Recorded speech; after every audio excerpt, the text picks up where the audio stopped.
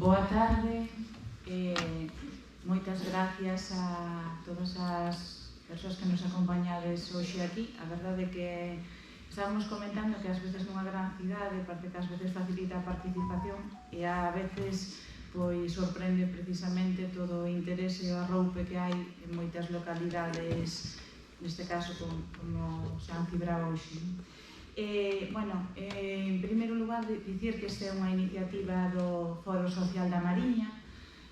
O Foro Social da Mariña, pois, de anda hai un tempo, é un colectivo que pretende crear espacios de debate, de convivencia e de profundizar en cuestións que teñan que ver cos valores democráticos e cos dereitos sociais. Pois nesta curta andaina pois traballamos cuestións sobre os servicios sociais, sobre a sanidade, sobre o feminismo e a inmigración, sobre a vivenda, a alimentación, cuestións moi variadas, e en particular a charla de hoxe forma parte do ciclo de memoria histórica que se está a desenvolver. En decembro iniciouse esta andaina máis recente con unha charla que houbo en Foz con Lourenzo Fernández Prieto, e agora imos darlle continuidade aquí con dúas mulleres investigadoras. Seguramente para vos que xa as coñecedes, en particular a compañera que é daqui de San Cibrao, e que de alguma maneira xa tedes un coñecemento moi profundo do seu traballo, de quen é, pero eu para as persoas que non o coñecedes eu vou facer unha pequena introdución. No caso de Uxía Otero, igual que no de Conchi, pois vai ser, é realmente moi prolífica, ainda que señan mulleres novas, pois toda a obra, comunicacións, relatorios, xa publicacións que están facendo. Imos facer como un resumen de todo ese traballo. Uxía Otero pois é doutora en Historia Contemporánea. A súa tese de doutoramento titulábase Domesticando corpos femininos no franquismo, dende o 39 ao 75, a remodelación da feminidade normativa e a súa encarnación sartoriana e transición dos 50, e con esta tese obtivo a cualificación de sobresaliente cum laude. Ten estadías en diferentes universidades. Como investigadora, de maneira máis recente, tamén estuvo na Universidade de Porto, onde afondou sobre o enfoque comparado entre os réximes dictatoriais ibéricos no século XX. Un pouco como vos anunciaba antes, podedes seguir así en diferentes espacios mesmo accesibles en internet. Presentou resultados científicos das súas investigacións en máis de 30 congresos e seminarios internacionais e desenvolve de maneira habitual traballos en coautoría tamén con outras persoas investigadoras, en particular co grupo de investigación Istagra, que poñen o foco en Galicia. Así, dentro das últimas publicacións, aínda que ao mellor despois queres destacar algunha diferente, pero eu elixín algunha así das que estaban así máis como recentes, Mujeres de confort, eufemismo e negacionismo de la esclavitud sexual militar en Asia Oriental. Creo que eres a única autora, neste caso non é autor de coautoría. Tamén como obra de Uxía de maneira exclusiva, Ser mujer en el franquismo, do 36 ao 50, la construcción discursiva de la feminidad normativa. Aparte de todas estas publicacións, participa nunha cantidad moi importante de proxectos. Por exemplo, o proxecto Xénero, Sustentabilidade e Saberes Rurais, as mulleres do campo como xentes de cambio na actual crise ambiental, o proxecto Violencia, Delincuencia e Conflictividade en tempos de paz e de guerra no mundo rural, do 1850 ao 1980, a agricultura familiar en perspectiva de xénero, traballo reproductivo, saberes ambientais e modelos de feminidade en Galicia e en Andalucía, do 1900 ao 2011. Un pouco un sinfín de traballos de investigación e de publicacións a maiores destes, non? Preguntei se algunha das dúas quería intervir antes, pero como vai ser unha cousa como participada, non? Por as dúas así alternándose, pois vou tamén presentarvos tamén a Conchi López Sánchez, de Santiago de Compostela, licenciada tamén, realmente tedes moito paralelismo, moito xa dos vosos traballos e dos vosos estudos. Licenciada tamén en Historia pola Universidade de Santiago de Compostela e doutora en Historia Contemporánea. No caso de Conchi, cunha tese titulada Golpe de Estado, as persecucións e a retargarda na Guerra Civil Española, as actitudes sociais en Galicia, do 36 ao 39. Bueno, Conchi pon moito o foco na violencia golpista. Actualmente, dende o 2022, é historiadora de un equipo que hai transdisciplinar do Plan de Memoria Democrática de Galicia. Bueno, un plan que nos van contar moito elas despois alrededor deste plan, pero que xa levan traballado en máis de 11 fosas, non? E que mesmo este plan semella que xa ten peticións, algunhas tamén na proximidade, en particular de Mañón, non? Para facer uns traballos futuros. Bueno, elas mesmas, pois como comentaban, non? Nunha entrevista que sae tamén publicada hoxe, no caso de Uxía, que hai aquí tamén casos que deberían ser traballados e investigados e que tamén probablemente seña moi importante a participación cidadá para facer demandas e que no futuro esos traballos se poden desenvolver tamén na nosa comarca. Foi membro colaboradora, bueno, no caso de Conchi é a coordinadora da equipa na fase do traballo de campo, foi membro colaboradora da equipa de redacción da webserie San Simón, a colonia penitenciaria. A verdade é que despois xa nos vai contar moitas cousas, dá ganas de preguntarlle que pensa cando no Parlamento de Galicia hai xente que non sabe o que pasou en San Simón, pero esa é outra historia, xa nos contará. No caso tamén de Conchi López, foi técnica de apoio á investigación en varios proxectos sobre violencia franquista en Galicia no Departamento de Historia da USP.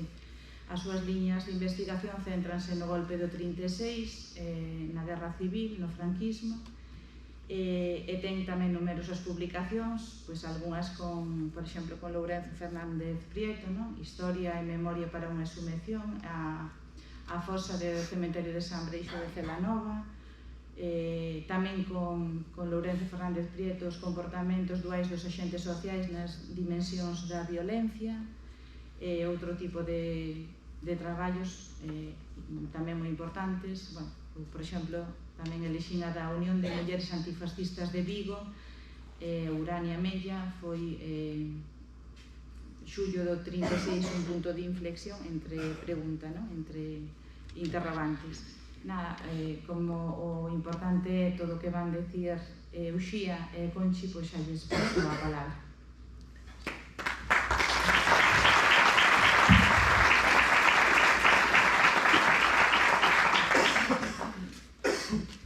Bueno, pois boas tardes a todas e todos. Moitísimas grazas por esta presentación.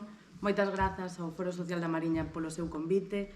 Para min é un luxo estar hoxe acompañada da miña amiga e compañeira de Instagra, Conchi, e ademais é unha ledicia ver no patio de butacas tantas caras coñecidas. Supoño que hoxe é o día perfecto para que entendades un pouquiño mellor a que me dedico, porque sei que non é fácil. Agradezo que apostarades por esta palestra nun momento do día no que quizáis a praza resultaba máis tentadora, e grazas, por suposto, aos que non nos coñecedes de nada, ou máis ben de pouco, pero tedes interese polo debate público. E máis aínda nun día de grande competencia na Axenda Cultural da Mariña, co foro de debate da Fundación de Sargadelos, máis intúo que abordaremos cuestións bastante distintas. Así que imos alá. Por que escollemos para o título Tecedoras de Memoria? Pois tomamos prestado este concepto da rede de mulleres que se uniron para loitar pola verdade, pola xustiza e pola reparación nun contexto de violencia masiva en Colombia, e particularmente na rexión dos Montes de María. E por qué? Pois porque entendemos que podemos aprender de outros contextos e porque o noso caso tamén ten unha grande componente de xénero. Foron maioritariamente as mulleres, as gardiás e coidadoras da memoria familiar. Actuaron como chama desa candea que mantivo viva a lembranza do trauma.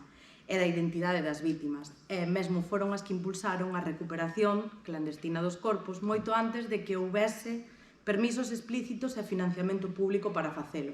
Pero Tecedoras da Memoria tamén é unha especie de chiscadela ao noso labor, ao noso traballo como historiadoras, porque nos recorda ese labor textil, artesanal, de ir fiando fontes, tecendo relatos aos poucos, e tantas veces en común.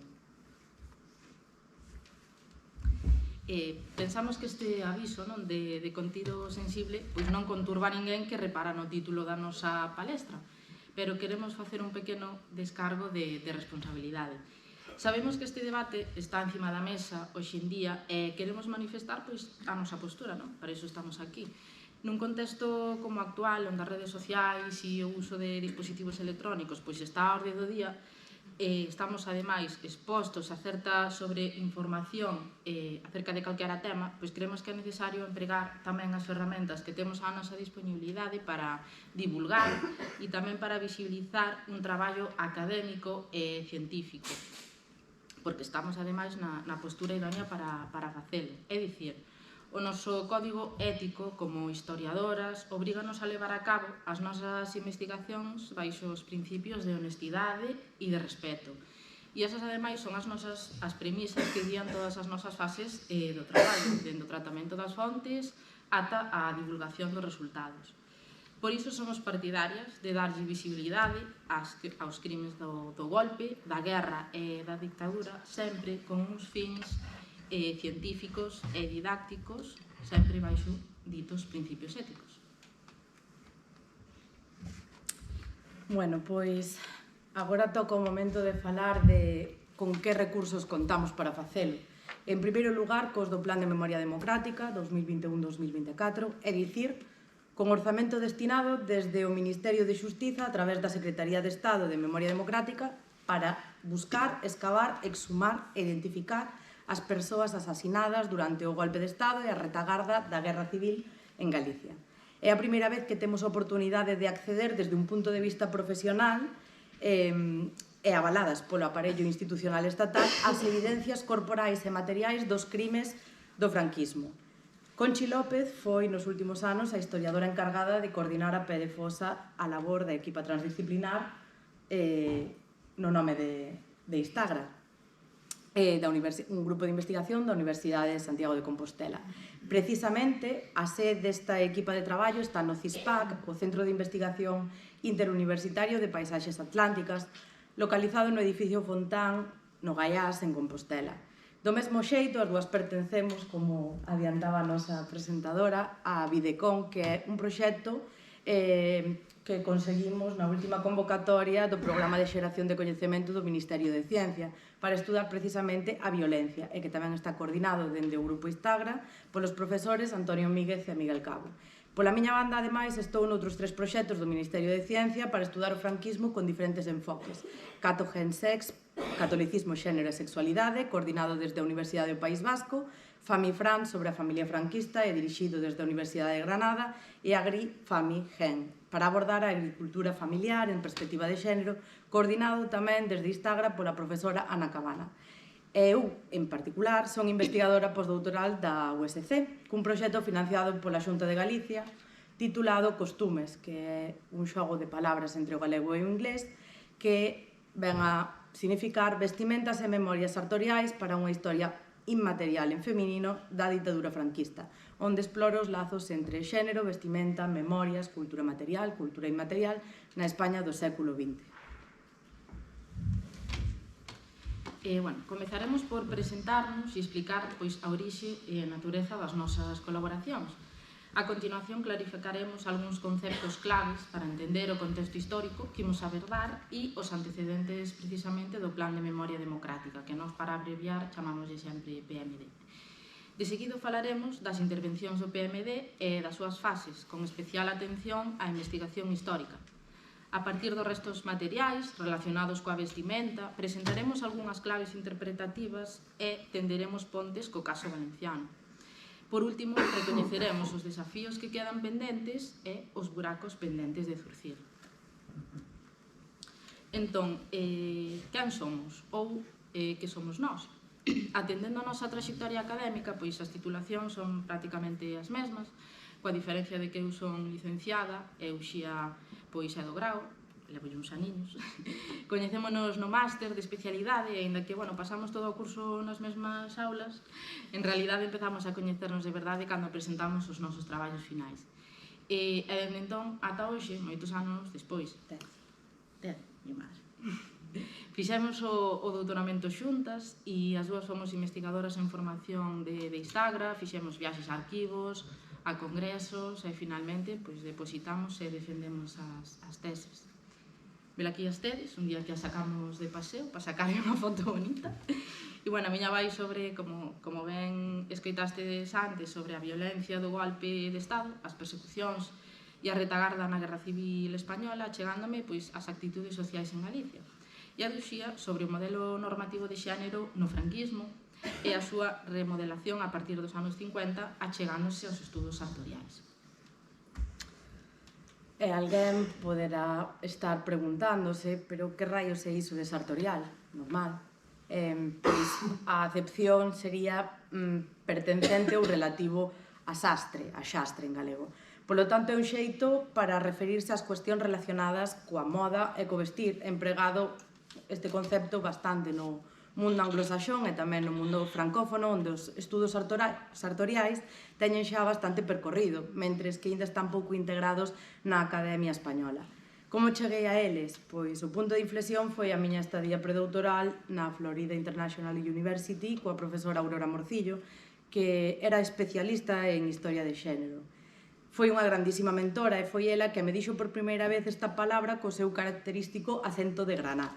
Nun primeiro momento dixenlle que non tiña fontes suficientes e ela replicoume: estás segura? E tiña toda a razón do mundo, porque en realidade a vestimenta estaba en todos lados, en moitas das fontes, e nunca me decatara diso. Fíxose aínda moito máis evidente cando comecei a facer entrevistas a mulleres que viviron en tempos de Franco, empregando os álbumes familiares como dispositivo para activar a súa memoria. As referencias á cor, aos estampados, ás texturas, á confección dos vestidos, eran todo unha constante, e así cheguei a unha proposta metodolóxica que combina precisamente testemunhas orais, fotografías e armarios, que denominei Memorias Sartoriais, e na que estou profundizando agora co meu proxecto postdoutoral. Co obxectivo de aprender máis dos estudos sartoriais, proxectei a miña primeira estadía postdoutoral de 12 meses na Escola de Moda da Toronto Metropolitan University, e ali tive a oportunidade de aprender cuestións teóricas e metodolóxicas sobre moda, sobre textiles e tamén sobre cultura material. E de maneira moi especial tiven o privilexio de consultar a colección de investigación sobre moda, un arquivo que contén máis de 3.500 artefactos, prendas, accesorios, obxectos persoais desde finais do século XVIII ata a actualidade. Ali estaba hai un ano, lendo este libro sobre calzado, cando me chegou unha mensaxe de Conchi, que isto a priori non ten nada de especial, porque se non é unha mensaxe, é un audio podcast, pero o fluxo informativo é constante. Non recordo exactamente as palabras, pero a idea era a seguinte: maldita gana que teño de ir agora ata a facultade para unha reunión, que moi posiblemente se podería resolver con un email, cando morro de ganas por ir ata a fosa do Val, en Narón, porque chamaronme para dicirme que apareceran unhas botas militares. E na miña cabeza, botas militares. E esas dúas palabras resoaron na miña cabeza todo o día, senteime e escribín un pequeno texto moi inspirada, e a inspiración sempre hai que aproveitala, e ao día seguinte, cando rematou a clase de posgrado sobre exposicións e técnicas de conservación en museos e demais, a miña supervisora preguntoume: que tal a túa semana? E dixenlle, pois a verdade, non fixen o que tiña que facer, pero aproveitei un raio de inspiración. Quixo ler o texto, quedouse moi impactada co tema e, sobre todo, quedouse moi impactada porque ela estaba preparando unha publicación científica sobre zapatos e morte. E a coincidencia non puido ser máis orgánica, entón pediume que falara con Conchi por se lle apetecía explorar esa sinerxia das nosas liñas de investigación.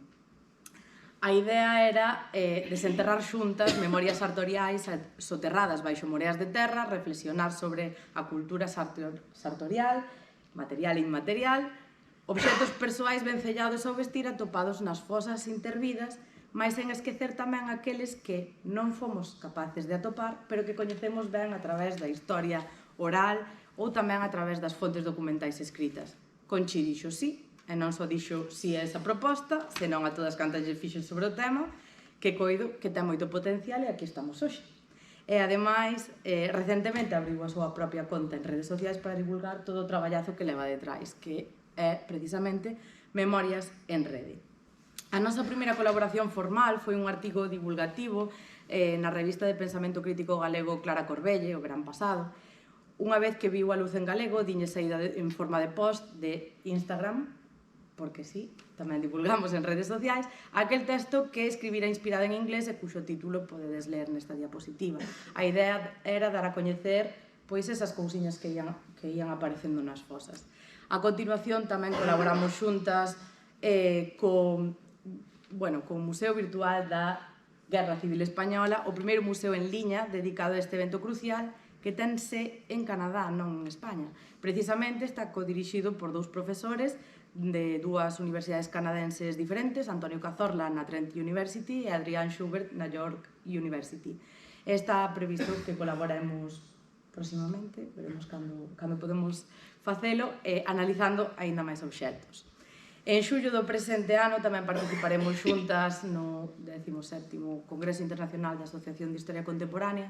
Isto faime particular ilusión porque presentamos unha comunicación na miña mesa taller na que estaremos 17 investigadoras de 6 países, de moitas universidades, tamén de museos, falando sobre cuestións sartoriais e abranguendo unha cronoloxía moi ampla desde o século XIX ata o mesmo 2024. Pechamos nós. Por lo tanto, é unha mesa transdisciplinar, transnacional e tamén diacrónica. Pero, antes de chegar a xullo, aquí estamos. 14 de febreiro. É un día no que se regalan moitas flores, mas non tantas como por defuntos, cando quen pode enche os cemiterios de cor. E digo quen pode porque hai moita xente que non sabe onde tiraron aos seus e queremos axudarles a atopalos. Estamos falando de todas as vítimas mortais consecuencia da violencia exercida no contexto do golpe, guerra e ditadura de case 40 anos. A maior parte dos corpos destas persoas remataron en fosas ou fosas comuns, quedando privadas dun enterramento digno e da despedida dos seus familiares que viviron unha especie de intraduelo. É 14, pero non é de abril. Non é o día de conmemorar a proclamación da Segunda República, pero cada día consideramos que é día para non esquecer o que aconteceu co golpe do ano 36. Entón, cales son os nosos fíos condutores hoxe aquí? Pois queremos facervos partícipes do que estamos facendo desde a Universidade no marco do Plan de Memoria Democrática, pondo en valor o traballo da equipa transdisciplinar que conta con profesionais da historia, da arqueoloxía, da antropoloxía, forense e tamén da xenética, aproveitando para divulgar algúns dos resultados obtidos. Pero tamén queremos dar a coñecer a trastenda do noso labor como historiadoras, que nada ten que ver con ser enciclopedias ou inteligencias artificiais que cospen datos e datas. Queremos explicarvos cal é a metodoloxía que empregamos e a diversidade de fontes das que bebemos. Queremos tamén demostrarvos como a perspectiva de xénero permite pensar algunhas ideas preconcebidas sobre o pasado. E queremos tamén amosarvos as potencialidades de reparar nas cuestións vestimentarias, que nos contan as solas dos zapatos, as fibelas dos cintos ou tamén os botóns que atopamos. Tiraremos dese fío para achegarnos de maneira próxima e corpórea a un pasado incómodo, doloroso, sanguento, do que ainda queda moito por investigar e tamén moito por divulgar. É o momento de clarificar algúns conceptos básicos dos que imos a estar falando. Por un lado, a violencia golpista, que habitualmente se coñece como represión franquista. As últimas investigacións sobre estas cuestións optamos por mudar o concepto de represión polo de violencia. Estou-me referindo ás últimas teses de doutoramento que saíron do grupo Istagra, como a dos compañeiros e compañeiras Xavier Buxeiro, Aldara Cidrás, Rafael García ou Menda Lerenda. E así como todo o traballo e esforzo previo por cambiar o relato golpista iniciado por Lourenzo Fernández e Antonio Míguez. A razón é que cando falamos de represión, para explicar o que sucedeu, este termo realmente quédasenos moi escaso para dar conta de todas as consecuencias que tivo o feito de empregar as armas para facerse co poder, legalmente e democráticamente constituído da Segunda República. E sobre as desaparicións forzosas en contextos de violencia estatal masiva, grazas ao contacto que tiven precisamente no CISPAC, na sede física do PMD, con diferentes investigadores do outro lado do charco, como Daniel Henao ou Igor Faría, reflexionamos sobre os motivos que levan a que en España, aínda que é un termo que aparece na legislación, máis concretamente na última lei de 2022, non se emprega de modo masivo e coloquial entre a poboación. Foi creado na segunda metade do século XX, aplicado en diferentes contextos internacionais, como pode ser Argentina ou Colombia, e dotado de instrumentos xurídicos para protexer a poboación e poder garantir os dereitos universais de verdade, xustiza e reparación. E por que dicimos que Galicia é zona de retagarda? Pois aquí non houbo guerra, porque o golpe de Estado, de carácter militar, logrou facerse co poder realmente en moi poucos días. Con todo, a violencia aquí adquire un carácter capilar, facéndose sentir desde as cousas máis insignificantes da vida cotiá ata as macroestructuras de organización social. Os golpistas fixéronse co poder a costa de perseguir e asasinar a unha gran parte dos líderes sindicais e políticos da República, así como calquera persoa que amosaron a actitude contraria á sublevación, entendámola entre comillas, porque estamos empregando os seus termos. E a que nos referimos cando falamos de fosas? Neste sentido, a xestión que os verdugos fixeron dos corpos das víctimas, igual que ten pasado noutros períodos da historia, foi froito do contexto da guerra e da violencia. Mesmo a forma de inhumanos tense entendido incluso como unha forma engadida de seguir exercendo esa violencia contra as víctimas, incluso estando xa mortas. Como consecuencia, son enterramentos frecuentemente colectivos. Perdoade que me perdí. Sí, e que se efectúan nunhas circunstancias e tamén nunha localización que non son as habituais. Por exemplo, non adoitan atoparse nos espazos frecuentemente empregados para inhumacións. Atópanse máis ben en zonas apartadas de cemiterios, en gabias, en parcelas de monte, nas rías. Tense falado que as rías son as maiores fosas de Galicia, non? Tampouco é frecuente que teñan ningunha placa identificativa que nos diga quen está ali enterrado, alén das homenaxes posteriores que familiares, asociacións e veciñanzas fixeron na democracia. A veces, as posicións dos corpos non son funerarias, é dicir, non están como nun enterramento habitual, sino que adoitan estar mesturados ou descolocados. Tampouco é raro que na morfoloxía do enterramento se aprecien trazos dunha acción rápida, non? É pouco planificada. Por exemplo, un buraco de menor tamaño que o corpo. E como son as fosas en Galicia? Pois esta información é novidosa e cada vez está sendo máis coñecida gracias ás actuacións do PMD. E estamos vendo que a maioría das fosas en Galicia son de poucas persoas. Aproximadamente ao redor dun 80% das que temos rexistradas teñen entre 1 e 5 persoas. E aquelas que teñen un maior número de víctimas poden chegar incluso a varias centenas e están localizadas nas cabeceiras de provincias e nas grandes cidades. E isto ten que ver precisamente moito, ten que ver coa lógica militar territorial que adquiriu o propio golpe, porque a maioría dos enterramentos en fosas relacionados, por exemplo, coas execucións, asesinatos derivados dunha sentenza a pena de morte, atópanse precisamente concentrados nestas grandes cidades porque ali foron onde se asentaron os tribunais militares e onde os consellos de guerra ditaron centos e centos de penas capitais. Mentres que os paseos, aínda que foron 2/3 do total de mortes, atópanse en fosas moito máis pequenas e mellor repartidas por toda a xeografía galega. E cando falamos de paseos, referímonos a unha modalidade de asesinato aplicada neste contexto e que seguía certas pautas comuns. Por exemplo, frecuentemente as vítimas eran secuestradas ou capturadas pola forza, normalmente dos seus fogares. Posteriormente, en algúns casos, eran levados un tempo a algún centro de reclusión, como o típico calabozo municipal ou incluso a unha prisión de maior envergadura. E posteriormente eran sacados e levados a dar un paseo.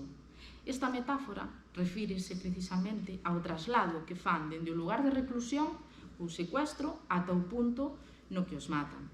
Por exemplo, o noso compañeiro Xavier Buxeiro abordou na súa tese a cuestión dos paseos para o norte da provincia de Lugo. E cando tiveron lugar as primeiras exhumacións, preguntámonos. Pois sabíamos que houbo moitas exhumacións durante a ditadura, en diferentes datas, tanto clandestinas como oficiais, cando se inaugura Cuelgamuros, por exemplo, pero gracias... Sí, anteriormente Valle de los Caídos. Gracias ás investigacións históricas derivadas do PMD, pois estamos vendo que non foron excepcións, sino que foron, ademais, prácticas relativamente habituais. A este respecto, pois faría falta deterse en varias cuestións. Por un lado, que tipo de actitude mantiveron as autoridades da ditadura, tanto civís como militares, ou religiosas? Por outro, como se xestionou e executou esta práctica no seo das familias? Como se organiza isto? E relacionado con esta idea, escoitamos testemunhos ademais moi variados, dende colaboración no traslado a cambio da man dunha filla, surrealista, hasta movementos de corpos que se pecharon na memoria dunha determinada xeración e non foron compartidos cos descendentes inmediatos. Isto quero comentar. Sí? Comenta. Bebo un pouco. Vale. Para as exhumacións realizadas durante a transición, compre aludir ás investigacións de Zoé Kerangat. Nese momento, aínda non existían métodos científicos de recoñecemento de ADN e o simple feito de poder recuperar e ter uns restos óseos era suficiente para que a familia puidese comezar o seu duelo en castelán. Nos anos 2000 irrompe con forza un movimento memorialista e realízanse as primeiras exhumacións xa con método científico. Ese é o momento da Lei de Memoria Histórica. Sí, as principais diferenzas entre a Lei de Memoria Histórica e a Lei de Memoria Democrática pois son bastante importantes. Distan entre elas 15 anos, dende o 2007 ao 2022, e é que o tema da guerra e das vítimas é un debate social que estivo enriba da mesa dende os anos 70, coas súas olas, pero sempre candente. A gran diferencia entre ambas leis radica en recoñecer a relevancia do coñecemento histórico como unha ferramenta clave para a construcción dunha sociedade democrática, e isto implica varias cuestións. Que me quedo sin voz. Sí, vou beber un poquinho. Perdón, que temos moito que contar hoxe.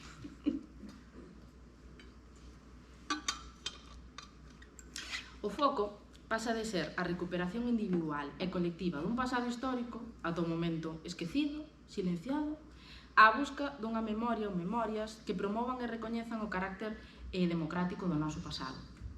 Pode haber múltiples memorias, recordos e experiencias relacionadas coa nosa historia máis recente, pero tamén pode ser que non todas elas amosen valores democráticos.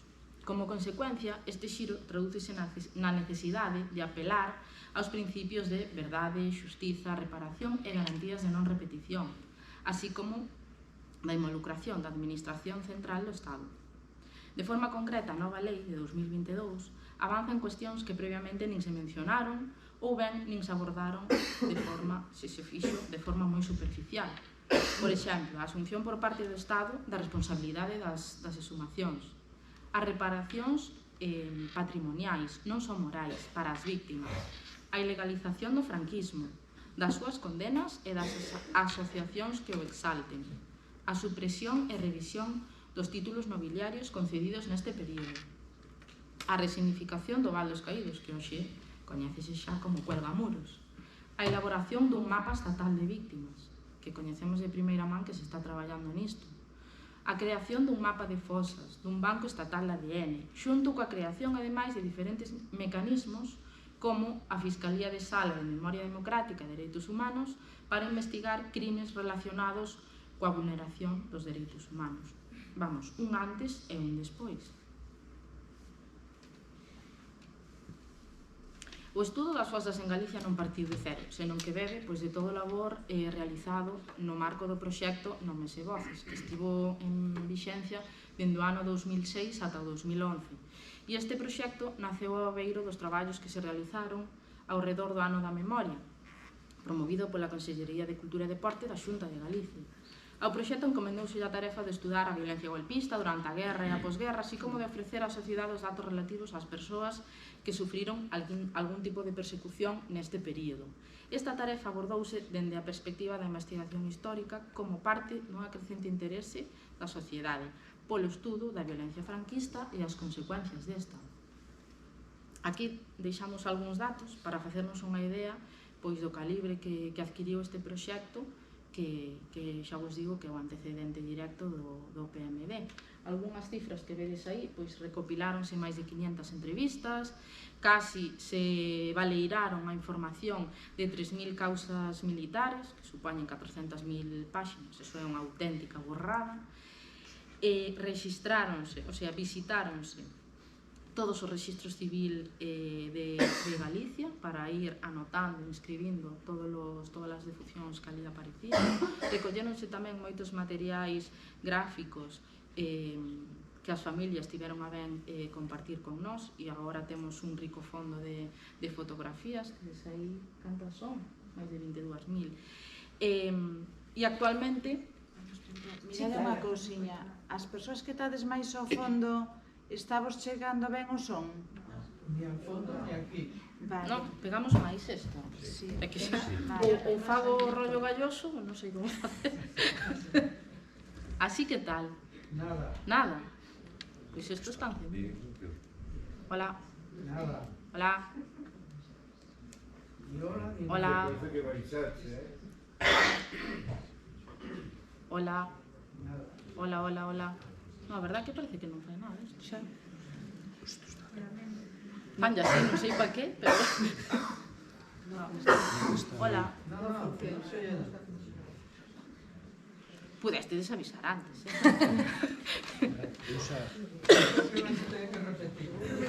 Uf, aí no, Non son 12. Que fixa? A ver agora. Hola. Ahora sí. Ahora mellor. Vai, ó. Ahora tedes que despertar a siesta. Bueno, nada, estábamos comentando que vos deixamos aquí unhas cifras así para polo alto, que tampouco as vou a repasar en alto, salvo así algúns datos curiosos que eu creo que por ser aquí vos vai interesar. En Cervo temos registrado, por exemplo, 3 vítimas mortais, o secretario judicial do Concello e o alcalde, que foron condenados a pena capital o 10 de decembro de 1936, e así como un mestre de 29 anos que morreu no cárcere de Lugo, cumprindo condena por auxilio á rebelión. Importante, os rebeldes, os militares sublevados, consideraban rebeldes precisamente aos que defenderon a República. O sea, esto de la justicia al revés, lo hicieron que te cagas. Bueno, vou interromper un momentiño a Conchi neste punto para apuntar dúas curiosidades. O alcalde de Cervo executado en decembro do 36 era de profesión xastre. De novo insisto en que as cuestións sartoriais están moito máis presentes do que pensamos. En canto ao logo de nomes e voces, quero facer mención especial ao seu deseñador, porque se cadra alguén do auditorio foi quen de recoñecer esta carta do puño e letra de Isaac Díaz Pardo. Ante a petición de Lourenzo Fernández Prieto, director de Instagra, Isaac respondeu así: ben, queridos amigos, eu non fixen máis que templar faltas e limpar merdas nunhas pequenas empresas, e tamén neste fracasei. Aos meus 88 anos non se me pode pedir que saque do miolo algo que valla. O único que se me ocorre son estas dúas coroas, unha azul que cerca e domina, a outra roxa. Se non vos serve, o mandades ao cesto dos papéis usados. As cores poden millorarse, aperta tensa Díaz Pardo. Engado eu, xa non é figura, ata xa sabedes cando.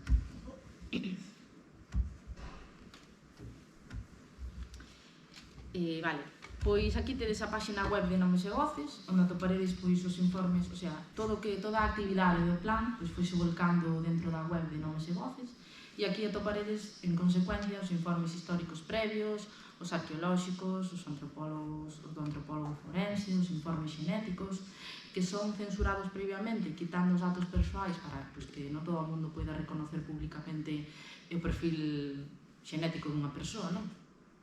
E aí tedes todo tipo de información, imaxes, unha galería de imaxes e demais. E ademais na pestaña aí de vítimas, que creo que está sinalado, podedes facer búsquedas por nomes, o sea, está incorporada a base nominal de vítimas de Nomes e Voces, está tamén incorporada nesa web, que de forma pública só aparecen aquelas vítimas que están registradas, que deben ser ao redor de 14.000, e temos ao redor dunhas 4.000 que non están validadas, quere dicir que non tivemos a sorte de reunir tantas fontes históricas que nos permitan corroborar ese dato, non? Témoslo registrado por se algún día aparecen fontes que poidamos contrastalas, pero bueno, de 18, 14 en aberto, penso que tampouco está mal. Que nos tocaba agora? Que pasa? Está cansada hasta o poder. O non?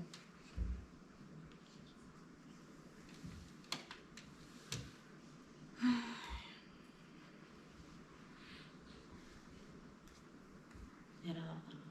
Sí, pero non deixa pasar. Ah, porque era o vídeo, a ver se iban a dar fallo. Creo que sí. Vou probar.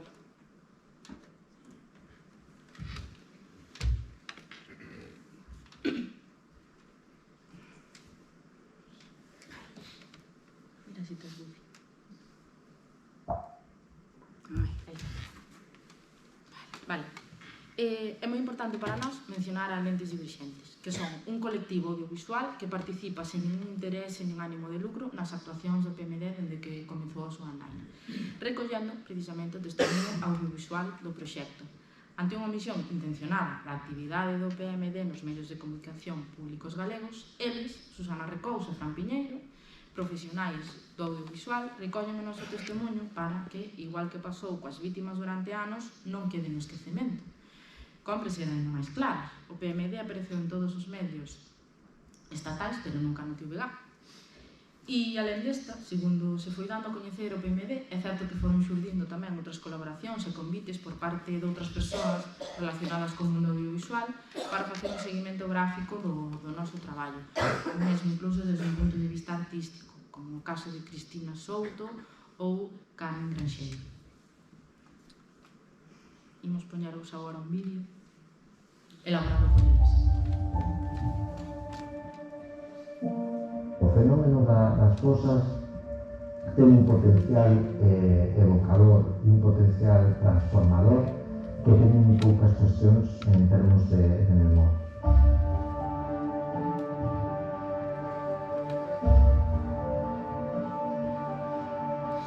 Grazas ao traballo histórico, sabemos que a fosa foi encontrada con numerosos registros e que estaban nesta área onde nos atopamos.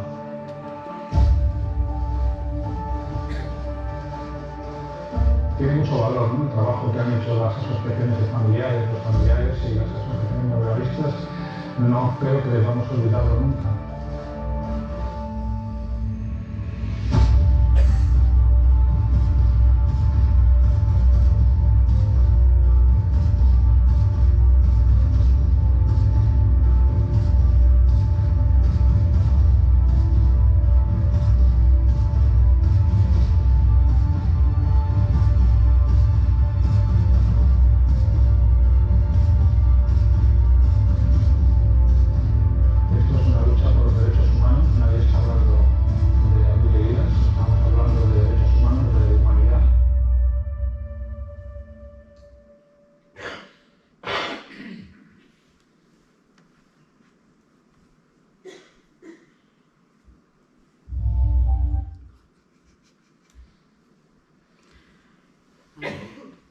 Bueno, e agora...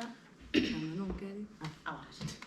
Vexamos agora pois algúns datos concretos sobre o PMD. Nestes 4 anos intervimos en 11 fosas na procura de máis de 100 víctimas, sendo identificados 7 executados e localizadas... Sí? Dicía que identificamos 7 persoas que foron executadas e localizamos 11 víctimas a maiores con signos de morte violenta, atendendo as peticións de case 30 familias. No mapa da dereita observamos a distribución xeográfica das fosas intervidas neste tempo.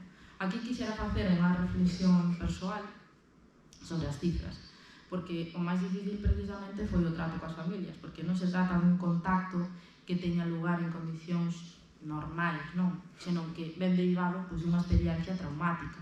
E o feito de abordar estas historias de vida penso que require manexar certas habilidades para as que non recibimos formación explícita ao largo da nosa trayectoria académica estándar, por así decirlo. Intentamos condensar todos os datos importantes neste cadro e primeiro indicarnos que o presuposto co que contamos oscilou entre o 2021 e o 2024 entre 104.000 euros, máis ou menos, e 76.000 euros anuais, podendo abarcar entre 2 e 3 fosas pequenas relativamente. E entre o ano 2021 e 2023 o orzamento asignado permitiu-nos abarcar as fases de investigación histórica, de intervención arqueolóxica, análisis forenses e xenéticas de cada fosa. Non obstante, dada a reducción do orzamento que sufrimos no ano 2024, vímonos na obriga de pospoñer os traballos de sumación e de xenética en algunhas fosas seleccionadas para unha futura campaña. Daí que non aparezan, por exemplo, ainda no cadro datos, os resultados definitivos da fosa de Soutelo, nin da de Cabreira. Esta última está pendente de cotexar o ADN dos corpos que apareceron coas mostras de referencia dos familiares. E no caso de Soutelo, o orzamento únicamente chegou para poder facer o informe histórico previo e preliminar. Unha primeira aclaración que compre facer é sobre a cronoloxía das fosas, a exhumar. Tratamos de abarcar non só os anos da guerra, senón tamén de toda a dictadura. Pero, con todo, debido a que este período non está indexado na base de datos de nomes e voces, porque o grosso dos seus rexistros chegan ata 1939, queda moitísimo por facer. E daí a razón de que a maioría, por non dicir todas, as fosas traballadas corresponden únicamente ao período bélico. E outra aclaración ten que ver precisamente coa localización das fosas. Ainda non sabemos se é unha pauta típica de Galicia ou se se estende a outras zonas de retagardas como Andalucía, pero o máis frecuente é que as fosas se sitúen nos cemiterios. Estamos tratando de descifrar os motivos e trazar hipótesis que expliquen isto, pero o certo é que as fosas non é que se sitúen de forma maioritaria nestes espazos porque se fora o lugar típico de morte. A explicación ven porque, especialmente no caso dos paseos, os corpos foron trasladados dende os lugares de asesinato, que foron en camiños, montes, parcelas, gabias. En estes traslados danse varias casuísticas, pero sempre había alguén que daba o aviso e convertía esa morte en algo público entre a veciñanza. Nesa situación, en moitos casos dos que levamos visto, as leiteiras xogaban un papel clave. Os asesinatos tiñan lugar frecuentemente de noite e elas eran das primeiras que madrugaban para ir a repartir o leite e, por tanto, eran as que adoitaban descubrir os corpos. Volvendo á cuestión dos cemiterios, nestes espazos tamén nos atopamos con diferentes variables que se alteraron en certa medida o rumbo das investigacións e das exhumacións. Estamos falando dos seus propietarios e xestores. No caso de ser cemiterios municipais e de xestión veciñal, como foi o da Capela, notamos unha maior facilidade e disponibilidade para a consulta da documentación histórica. E nos cemiterios eclesiásticos complicouse en gran medida poder reconstruir a historia do espazo e en moitos casos incluso poder consultar o rexistro dos enterramentos, que adoita ser por onde se empeza. A elección das fosas intervidas. Pois as fosas nas que traballamos ao longo destes 4 anos eran relativamente pequenas, entre 1 e 7 persoas. A Gasa de Vila García, en 2021, con cerca de 20 persoas, e a de Narón con máis de 50. Queda pendente, entre outras moitas cousas, abordar as fosas máis grandes das cidades e das capitais de provincias onde hai centos de mortos en cada fosa. O número de persoas enterradas nunha fosa non foi un criterio fundamental para nós a hora de seleccionar as que íbamos a traballar. Agora ben, cando un proxecto destas dimensións bota a andar, o máis doado é comezar por aquelas de menor tamaño para poder calibrar a envergadura da cuestión a que nos estamos enfrentando. E a cuarta e última aclaración está relacionada cos resultados das intervencións. No cadro intentamos recollelos da forma máis breve e descriptiva posible, pero son consciente de que pode ser complicado explicalo e comprendelo. E resulta difícil porque establecer unha valoración que non se cinga exclusivamente a criterios cuantitativos e introduza un componente valorativo para determinar os resultados non é fácil. En realidade, son moitas cousas a valorar para determinar estes resultados. Atopamos a fosa, atopamos corpos na fosa, atopamos os corpos que buscamos na fosa E se non a atopamos, isto que quere dicir? Está desaparecida? E se é así, cal foi a súa traxectoria destructiva? Basicamente atopámonos con todos estes casos, sendo quizáis o de Celanovo máis pechado, por decirlo de algún xeito, porque ali atopamos a fosa, atopamos os corpos que buscábamos, fixemos a identificación xenética, comezamos cos actos de devolución, precisamente a finais deste mes imos ir a Xixón a entregarlle á familia de Baldomero os seus restos, e no mes de marzo imos inaugurar o segundo tótem na memoria do PMD. Unha estrutura deseñada por Uki Permuy co significado de conmemorar a actuación do plan en cada fosa e todo o que supón isto, non? A equipa transdisciplinar da USC. Por que é así? Pois porque participamos profesionais da historia, da arqueoloxía, da antropoloxía forense e xenética. E isto é a primeira vez que se crea en Galicia un equipo profesional que incorpora todas as disciplinas científicas para levar a cabo o que nos demanda a Lei de 2022 con garantías. E posteriormente explicaremos cales son as diferentes fases de traballo en función das disciplinas ou do papel de cada unha delas. Pero a modo de reflexión persoal sobre o traballo dentro dun grupo de formación tan diverso e con métodos científicos tan dispares, pois direi que non foi nada doado. Con todo, despois de 4 anos de experiencia, creo que atopamos un punto de entendemento e melloramos a nosa coordinación. Por exemplo, Ana de Xenética dicíame: Conchi, por favor, cando mandes o informe histórico, convoca unha reunión de 5 minutos para traducilo ao idioma dos humanos. O sea, e quedou como a reunión dos 5. Vale, esos foron pequenos mecanismos que fomos empregando para irnos entendendo. O papel de Instagram en todo isto pois foi o de dirección e coordinación. Lourenzo Fernández Prieto, grazas a toda a súa bagaxe profesional e a experiencia dirigindo o proxecto de Nomes e Voces, un referente a nivel estatal, pois foi nomeado director do PMD e encargouse a formación da equipa. É unha lei non ter unha relación contractual coa USC, porque eu traballo de forma freelance dende que rematei a baixa por maternidade no 2022, perdón, é mi madre. Así, o PMD, en este caso a USC, é un dos clientes para os que realizo traballos de documentación, de investigación, de xestión e tamén de transferencia. E, bueno, ademais desenvolvín toda a miña trayectoria formativa como historiadora dentro do grupo con Lourenzo Fernández como un dos directores da miña tese. E actualmente, pois non sei se comentou antes, son colaboradora externa do grupo. De novo eu para interromper un momento a Conchi para facer outro pequeno inciso, porque o 11 de febreiro foi o Día Internacional da Muller e da Nena na Ciencia. E 3 días despois non queremos deixar escapar a oportunidade de facer unha pequena reflexión ao respecto, porque queremos reivindicar o método científico da nosa disciplina, historia.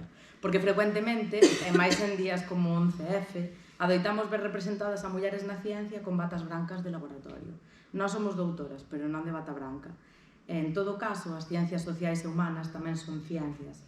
Todas estas compañeiras que traballan no PMD desde distintas disciplinas tamén son científicas, somos investigadoras. Bueno, aquí están as fases de investigación, non? Como desenterramos historias de vida, como facemos ese encaixe de palillos que lle chamamos polillos, que sea en castelán. Pois hai 5 fases principais. Unha que sería a fase previa, traballo de campo, traballo de laboratorio, interpretación, reparación, memorialización e divulgación. A identificación das víctimas mortais require dun minucioso traballo arqueolóxico, de campo, así como de traballo de laboratorio forense xenético a partir dos restos óseos recuperados. De xeito previo e para ello resulta fundamental a investigación histórica apoiado nun rigoroso e profundo traballo documental de arquivo, mas tamén de historia oral. E nesta fase previa é onde ten lugar o inicio da investigación histórica, que busca 2 obxectivos. Por un lado, identificar as víctimas e recompoñer a súa trazabilidade violenta en relación coa súa historia de vida, o que implica incorporar un actor que hasta non fai moito era obviado no relato histórico, que é o verdugo, porque sen el non hai crime, e sen crime non hai víctima, e sen víctima non hai busca. En segundo lugar, localizar a fosa, e para isto cobra especial importancia poder reconstruir a historia dos espazos, a gran maioría cemiterios. É clave poder situar no tempo todas as alteracións que pudo sufrir este lugar, cal era a pauta de enterramentos e que uso se facía do chan. E todo isto recóllese nun informe histórico con carácter preliminar que se comparte de forma inicial, de forma interna, entre a equipa.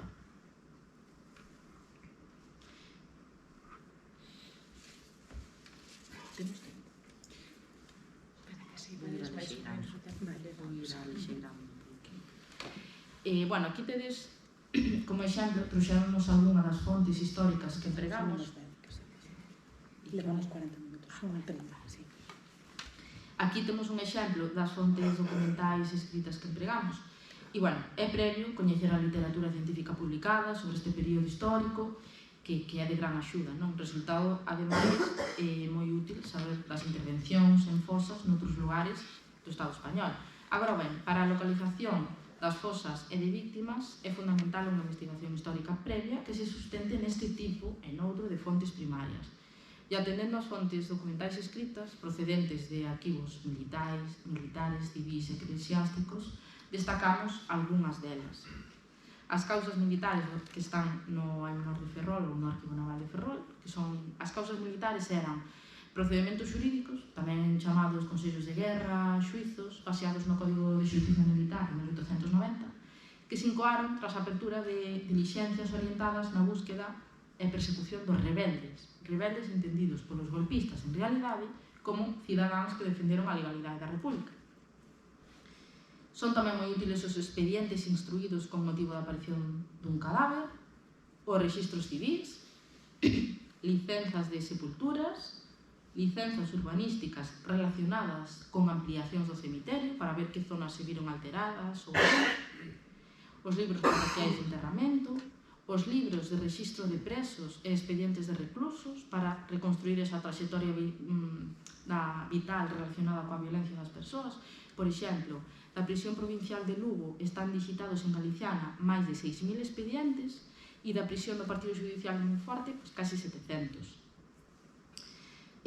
Outra documentación moi relevante son os expedientes de quintas e reclutamento de soldados, porque son moi útiles para recopilar información relacionada coas características físicas das persoas, altura, peso, morfoloxía facial, lesións, porque iso dan os datos cos que comparar os achados que atopamos nas fosas.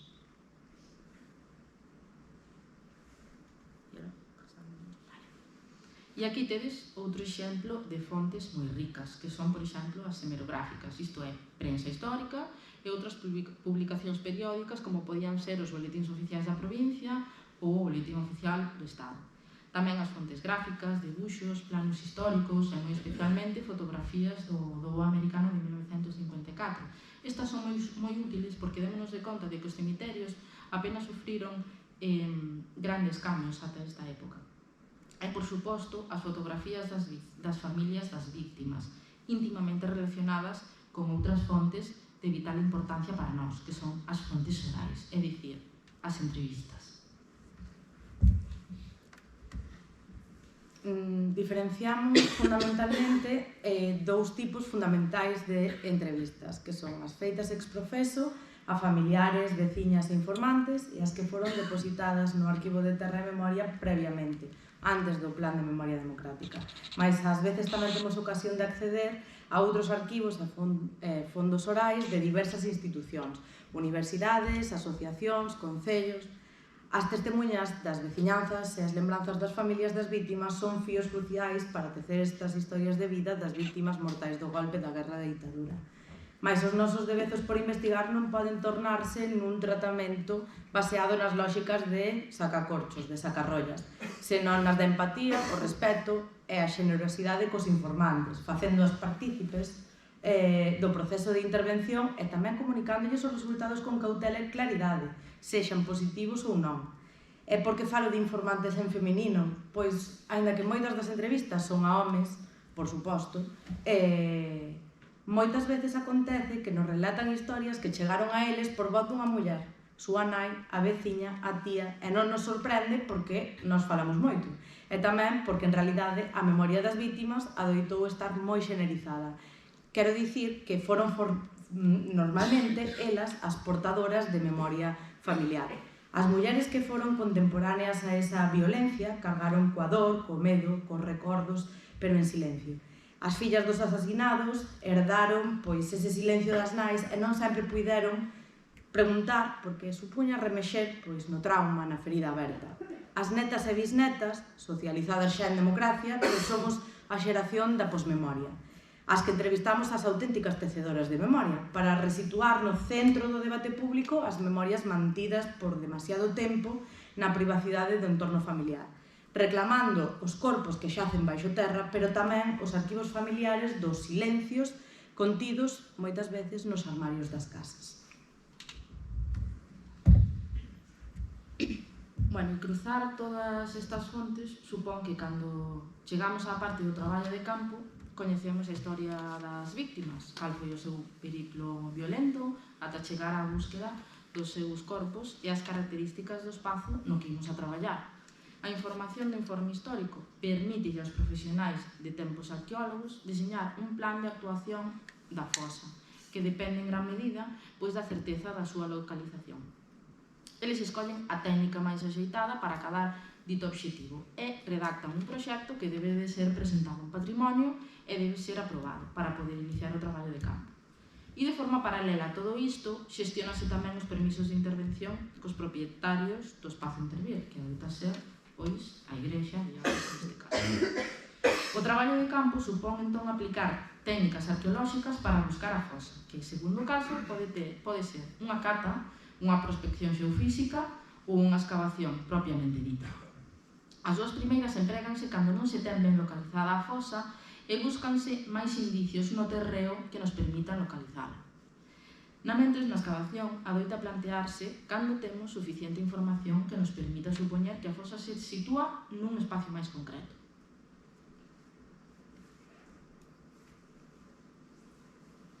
O método arqueolóxico permite realizar, por tanto, unha lectura dos usos e características do chan. O seu obxectivo é atopar as negativas ou improntas de fosa, que é un cambio na coloración da terra, consecuencia de ter sido revolta previamente. Digamos que cando estamos traballando un campo e nos din temos a negativa da fosa, pois esa é a mellor da noticia que podíamos ter.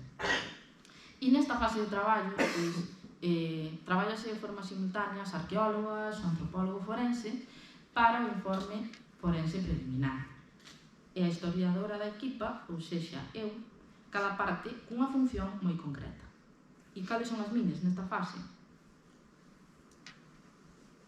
Pois durante o traballo de campo tamén entra en xogo atender aos medios de comunicación, que non é cousa fácil, e todo o que supón a difusión da nosa actividade. Tratamos de preparar contido para as redes sociais do CISPAC, elaborar notas de prensa, que se encarga de xestionar dentro do Departamento de Prensa da USC, pero, de maneira especial, tamén me corresponde falar cos informantes espontáneos que aparecen pola fosa para curiosear, para comentar, que ides facer, que estáis facendo, e quen se achega ás fosas. Pois os homes aparecen para aportar datos moi concretos, mentras que as mulleres aparecen para contar historias de vida e ofrecer cuidados, incluso comida, acubilla entre as inclemencias meteorolóxicas.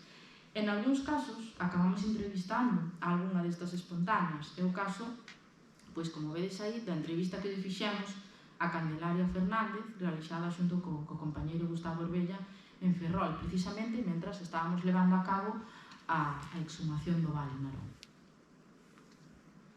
E, bueno, cal é un pouco a atmósfera, non, que se vive traballando no traballo de campo? Pois este ambiente que se vive durante unha exhumación é, sin dúbida, pois, das experiencias máis emocionantes que vivín durante a miña carreira profesional, así o conto. O sea, non quero caer tampouco no lírico, pero crease unha atmósfera moi especial entre todos os participantes e visitantes, na que predomina unha emoción pola busca.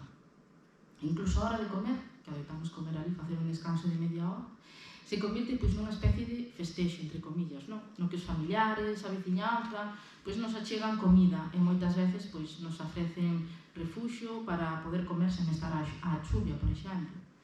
A imaxe que vedes aquí, pois fixome achegar unha compañeira a que lle teño un gran aprecio, é un ramo depositado na fosa do Vale, en Narón, xunto antes de que tapáramos a fosa, e está aí co significado de conmemorar a todas esas mulleres que non esquecen e siguen buscando.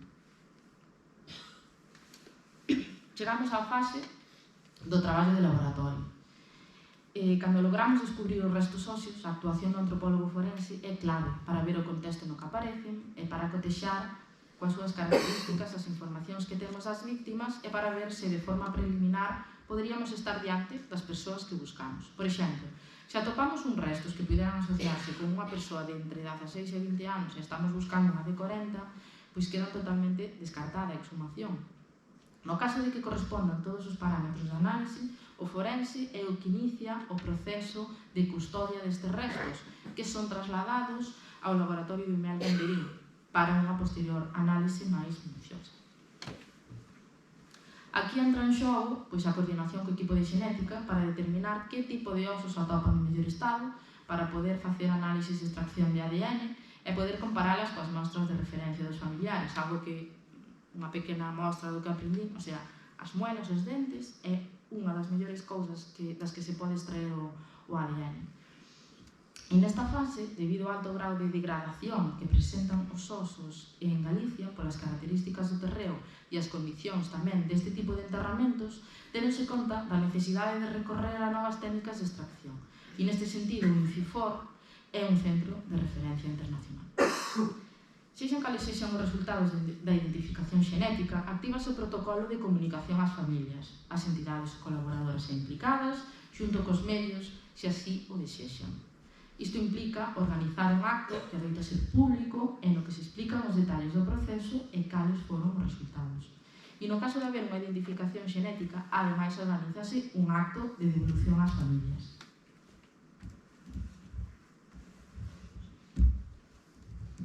Pero, como podedes imaginar, nas fosas non solamente aparecen restos biolóxicos humanos, aparecen restos materiais de moi diversa índole. Por exemplo, restos cerámicos que puideron ser recipientes para flores, o cal ten sentido se temos en conta que estamos nun cemiterio.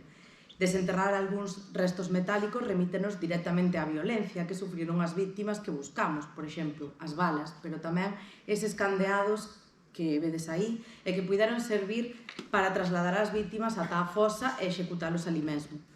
Con todo, hai uns restos materiais que teñen unha relación aínda máis íntima cos corpos. Estou falando dos textiles, dos tecidos. O problema é que en Galicia case nunca aparecen tecidos tan ben conservados como este exemplo que vos traio do caso valenciano. Atendendo a esta dimensión material das fosas, os obxectos persoais e cotiás que poden aparecer funcionan como fósiles directores que axudan tanto a datar o estrato arqueolóxico no que aparecen os restos humanos e aportan pistas tamén sobre a identidade dos desaparecidos. Isto permite, en algúns casos, restituir nomes e apelidos de algunhas das persoas que foron anonimizadas. Deteñámonos un momento nos obxectos persoais moi característicos, que son aqueles de índole relixiosa: rosarios, medallas, crucifixos, moedas de acólitos, que en castelán son monaguillos, foron atopados nestas fosas franquistas. Isto suxire unha relixiosidade popular na sociedade española dos anos 30 que trascende os paradigmas dicotómicos simplistas que asocian aos golpistas e franquistas coa religión católica e aos republicanos co anticlericalismo e co laicismo. Para contextualizar un obxecto relixioso, que comentarei de seguido, imos visualizar previamente este pequeno vídeo sobre a intervención en Celanova, elaborado tamén por Lentes Diverxentes, se o PowerPoint colabora.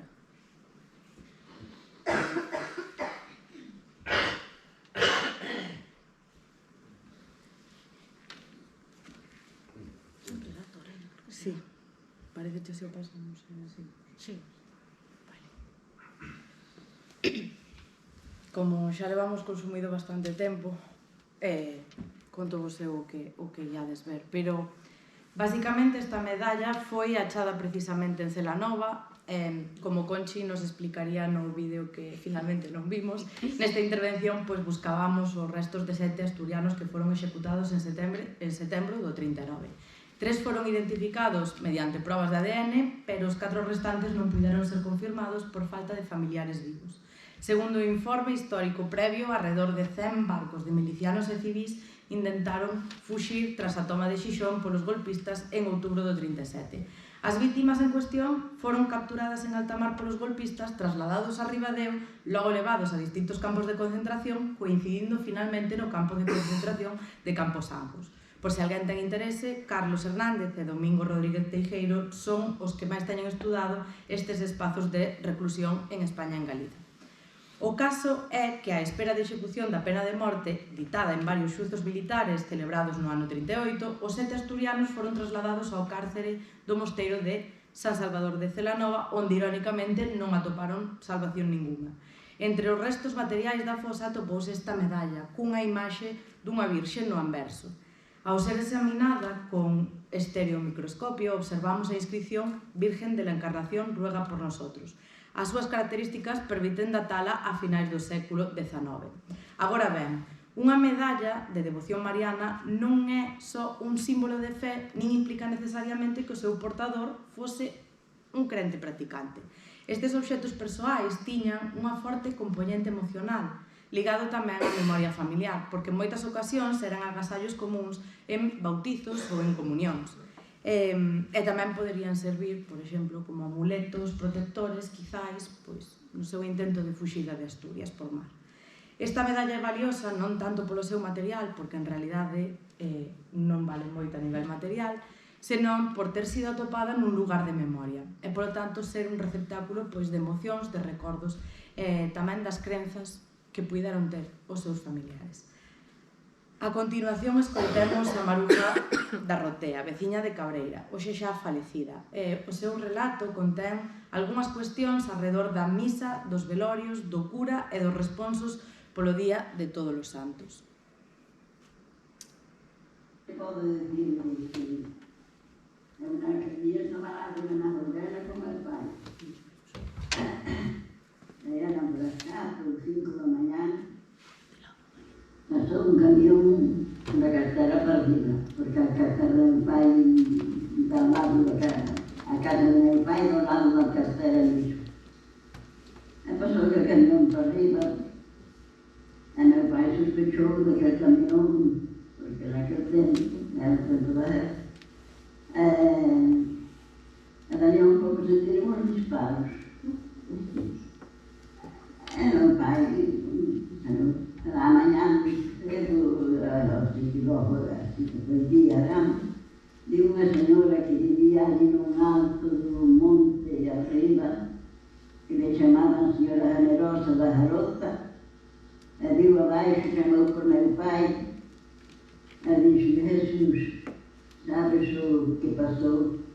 E dixo meu pai, non, eu non sei o que pasou. Pero senti pasar un camión para arriba às 5 da manhã, por aí. E ouvimos disparos, então o que passou, Dona Rosa? Há 5 homens mortos ali na Beixinha. No sítio que dava a volta a carteira, fazia curva para lá, e ali há 5 homens mortos. E disse meu pai, 5 homens, e digo, sabes que são 5 homens? Porque eu fui a mirar. Disse, caralho, depois os rapazes abaixo olhados. Disse, depois não senti inchado, também senti os disparos, levantei-me da cama e puxei-me a espetar. E assim que senti marchar o caminhão, marchei lá abaixo e fui a mirar o que passava lá. E havia 5 homens mortos. E isso era um domingo. Non sei se foi ela que puxo noticia para a igreja de que mataram esses homens ou o canadeu ele. A sair da missa foi muita xente lá arriba a mirá-los. E depois, non sei quen foi que pasou noticia a Salvaterra, que aí por as 1 ou 2 da tarde, que passou um caminhão para baixo, com os cadáveres dentro nos queixões. Puxeram nos queixões da Salvaterra de um caminhão a meter-nos nos queixões, porque primeiro pensavam que iam ir para Alxem, porque ali já vai a Alxem também, pero diz que aquilo que pertencia a Cabreira que tinha que vir para Cabreira. E então passou aquele caminhão, o caminhão com os queixões para baixo, e virei a passar.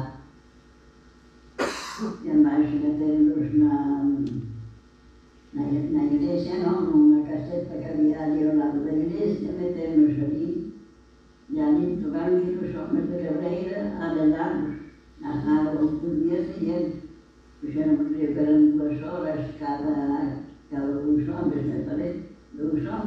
2 horas.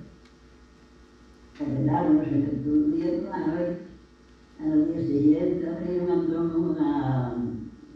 unha zanja contra a casa do cura, había un chaconeiro, e abriron unha zanja porque abaixo já non quixeron faceron todo o seu, iso non o vivía. Terminábase despois a tarde fresca. E despois os curas cando era un día de todos os santos, o mes de noviembre, que iban a responsar ao cementerio, viñan a ver, responsaban sempre por eles tamén. Viñan sempre, e botaban os responsos aquela xente ali. E foi no que mirei naquela, mataban tanta xente. Pero nunca chegou a saber se tiñan Nunca se chegou a saber quen eran os homens. En primeiro empezaron a decir que dixos eran uns de Puentareas, pero despois desmentiron que non, que os de Puentareas que non eran. E nunca se supo quen eran os homens estes. E nin veu a familia ou alguén da familia? Nadie, fui bastante a preguntar por eles. Nunca. Nada. E eles iban moi ben vestidos, que era xente a mellor importante ou xente común. Deunos quixinhas, tudo en cerca deles, pero menos non quixinhas. Non, tudo en cerca deles, pero non nos quixinhas mirar. Pero dice que sí, que estaban ben presentados. E a xente que os velou, os homens que velaron, algún deles ainda vive? Ou xa morreron todos, non sabes? Xa morreron todos. Bueno, pois é unha historia que usted ainda recorda moi ben. Con 98 anos, ten moi boa memoria, sí, señor. Pero sempre vino, gracias a Dios, indo a conservar. Hai dúas cuestións que quero comentar sobre esta entrevista. Maruja di que nunca ninguén foi preguntar polos asasinados, que as familias nunca se chamaron a eles. Pois ben, malia que estamos pendentes dos informes definitivos, podemos adiantar que se atoparon 4 de 5 corpos. Un dos corpos foi recuperado, e todo apunta que foi exhumado ao pouco de ser enterrado. Está o seu buraco, e ese buraco está no medio dos outros. Non parece que se collera un corpo calquera, pois todo apunta a que sabían a quen buscaban e a quen querían dar sepultura noutro lugar. É dicir, a nosa idea é que se preocuparon por buscalo, e non só por buscalo, senón por sacalo desa fosa. O que pasa é que, a todas luces, foi na clandestinidade, ou mellor dito, sen luz ninguna. A outra cuestión que quero comentar é a pregunta sobre o ben vestidos que ían, dando por sentado que eran xente importante. Se contrastamos esta idea que presenta a entrevistadora co rexistro de defunción, as descripcións de vestimenta destas vítimas non parecen indicar tal cousa, ou polo menos a min xórdenme moitas dúbidas. Cando non se coñecía a identidade dos que aparecían mortos, o secretario do xulgado de paz adoitaba facer unha descripción moi minuciosa, moi metódica da vestimenta que levaban. Era outubro. 3 das 5 vítimas levan boina e alpargatas de goma. Estas prendas remítennos a unha posición socioeconómica modesta, máis ben de clases traballadoras. Coñecendo as modas e as tendencias da época, así como os materiais e os adiantos tecnolóxicos na industria téxtil, podemos establecer relacións cronolóxicas cos restos atopados. Pero o caso é chegar a atopar estas prendas. Os restos sartoriais que máis aparecen nas fosas mellor conservados son, por exemplo, botóns, fivelas de cinto, pero tamén insignias, algúns reloxos e tamén algunha xoia. No relativo ás xoias, eu particularmente son moi fan dunha historia de vida que rescataron da fosa de La Bañeza, en León. Nela foron enterrados 9 homes e unha muller. María Alonso Ruiz. Tiña 32 anos en 1936. Rexentaba a súa propia barbería, era moi moderna e estaba politizada. O equipo que a buscaba sabía que ademais levaba gafas. Atoparon as gafas, pero só un pendente. Tentaron buscar o outro e apareceu ali unha muller de 90 anos que dixo: non busquen máis, porque o outro teño eu. No momento do seu asasinato, María tiña unha ferida nunha orella e solamente puxo un, deixou o outro na cómoda da súa casa. E súa irmá colleuno e levouno moitos anos como colgante para facer finalmente unha alianza. A través deste obxecto procesou a perda e 3 cuartos de século despois puido xuntar o par. Mención especial merecen os zapatos, que poden ser testemunha dun corpo ausente, como no caso dos campos de exterminio nazis, con esas pilas, con esas moreas de zapatos abandonados, e ao tempo pode ser un rexistro dun corpo presente. Este zapato abotinado con cordóns de pel, con tacón de goma e tachas de ferro foi atopado na fosa de Vilacova durante unha intervención a finais de 2022 para localizar os restos de Manuel García Hermo.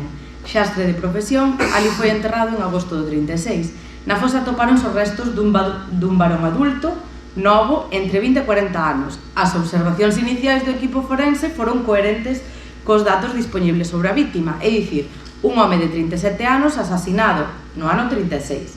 Pero as probas de ADN descartaron calquera parentesco coa familia de Manuel. De todos xeitos, a análise forense sí que confirmou que era unha morte violenta baseada nos restos de balas atopados en fragmentos dun tecido cerebral saporizado. Isto confirmou que, aínda que non era Manuel, os restos eran dunha vítima do ano 36 e, en consecuencia, no cemiterio de Vilacova colocarase a sinalética correspondente e tamén ten que ser considerado un lugar de memoria.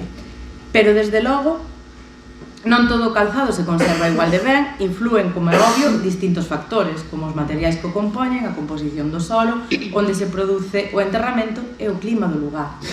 Reparar nos materiais invita, ademais, a repensar o calzado como un marcador de clase ou de pertenza a un grupo social, adiantaba o antes. Uns zapatos de pel fanos pensar nunha persoa cunha posición socioeconómica diferente que a que levaba unhas alpargatas rematadas con anacos de goma ou neumáticos en outubro, como as que se atoparon en Puerto Real, en Cádiz, e, por suposto, tamén influe o factor xeográfico, e a indumentaria moitas veces atende ás necesidades e ás tradicións locais. Estas alpargatas que vedes aquí son o resultado dun proceso de restauración minucioso dos restos atopados no cemiterio de Paterna. É un cemiterio municipal que alberga unhas 164 fosas e onde foron enterradas máis de 2.237 persoas fusiladas ali mesmo. As cifras son volátiles porque puido haber execucións non documentadas e porque tamén algunha familia puido recuperar previamente os corpos sen rexistro.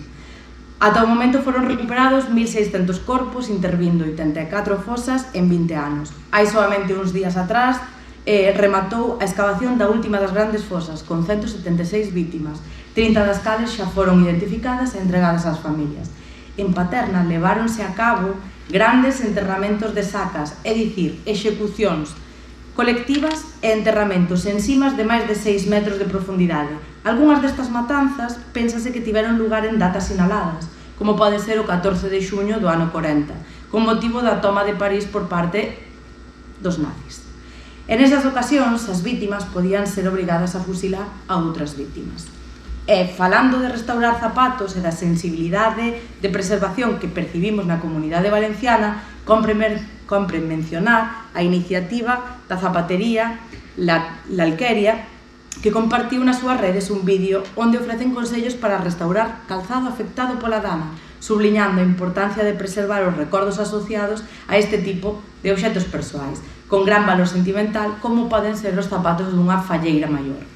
E xa que estamos, quero facer un pequeno inciso para unha reflexión. Esta iniciativa evidencia o potencial que teñen as redes sociais para difundir coñecementos, neste caso prácticos, como limpar uns zapatos, pero tamén a conectar con distintos tipos de audiencias, porque somos conscientes de que estas plataformas poden ser un arma de dobre fío, pero pensamos que temos que achegar as nosas investigacións a públicos amplos, a públicos novos, porque coa nosa presenza ou sen ela, eses públicos xa están expostos a creadores de contido e personaxes públicas que difunden conspiracións, discursos negacionistas, fake news en xeral.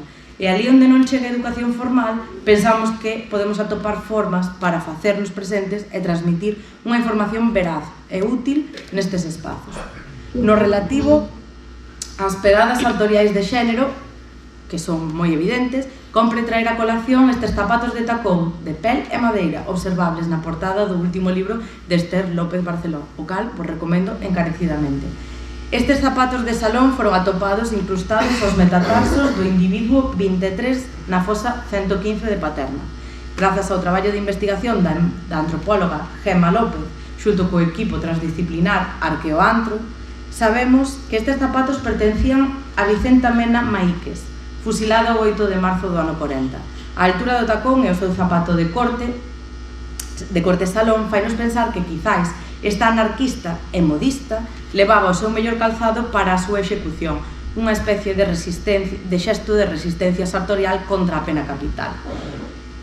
Se poñemos tantos exemplos de Paterna, non é só polas dimensións cuantitativas da matanza ali cometida, que tamén, senón polo traballo de investigación e intervención, así como o labor de divulgación a través de distintos medios que traspasan fronteiras. Atopei esta novela gráfica en Portugal recentemente, titúlase El abismo... Apago o micro.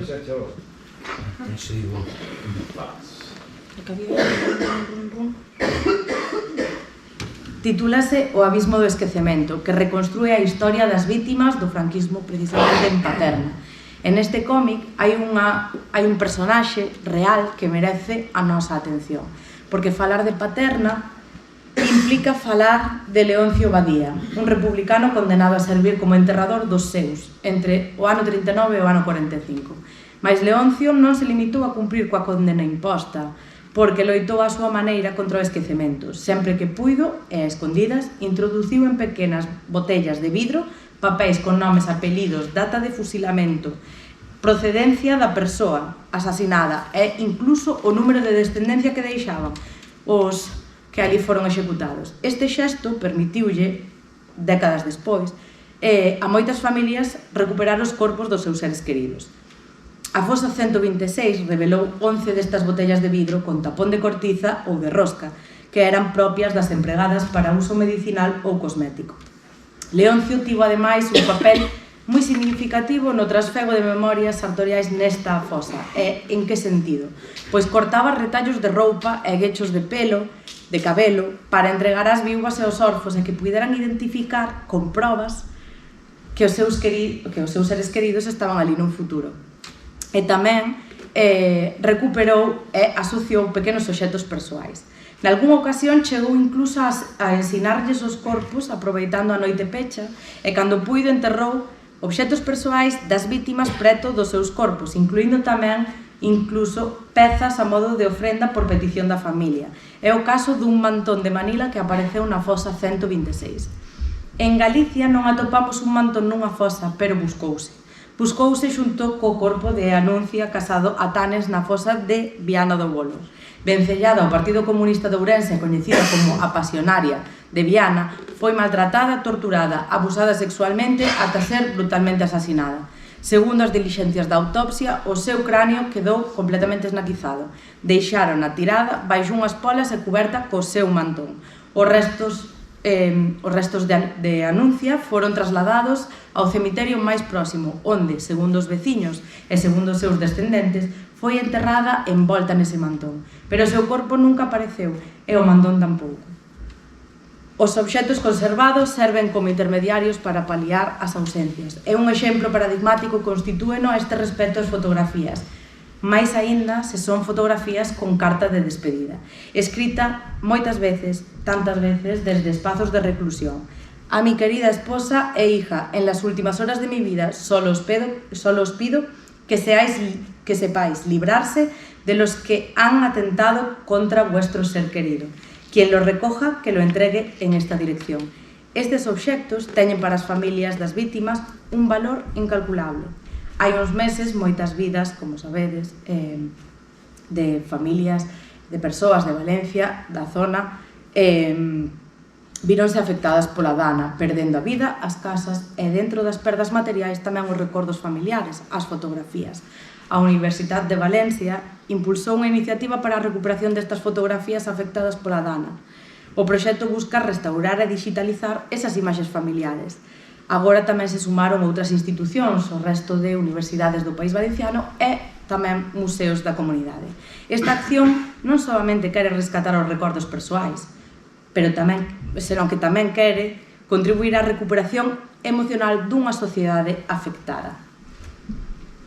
A ditadura franquista someteu aos asasinados primeiro a través da desaparición dos seus corpos nas fosas e posteriormente a través da negación da exteriorización do seu duelo, someteunos ao olvido. Polo menos iso era o que tiñamos asumido ata o momento, e como tantas veces que damos por sentado algo, aparece unha nova fonte que, se a miramos coa sensibilidade que require un tema como este, pon en dúbida o relato histórico de que foi negada e aniquilada calquera forma de culto, reivindicación e do dos fusilados, porque algunhas persoas correron o risco, porque algunhas persoas se atreveron. Esta fotografía é cortesía da nosa amiga e compañeira de Instagram, Daniela Ferrande. Se cadra algún de vós a coñece polo seu exitoso libro A defunción dos sexos, disidentes sexuais na Galiza contemporánea. Malia que manexa un galego e un portugués que xa moitos quixeran, ela en realidade é galega de adopción, ela é de Alacant.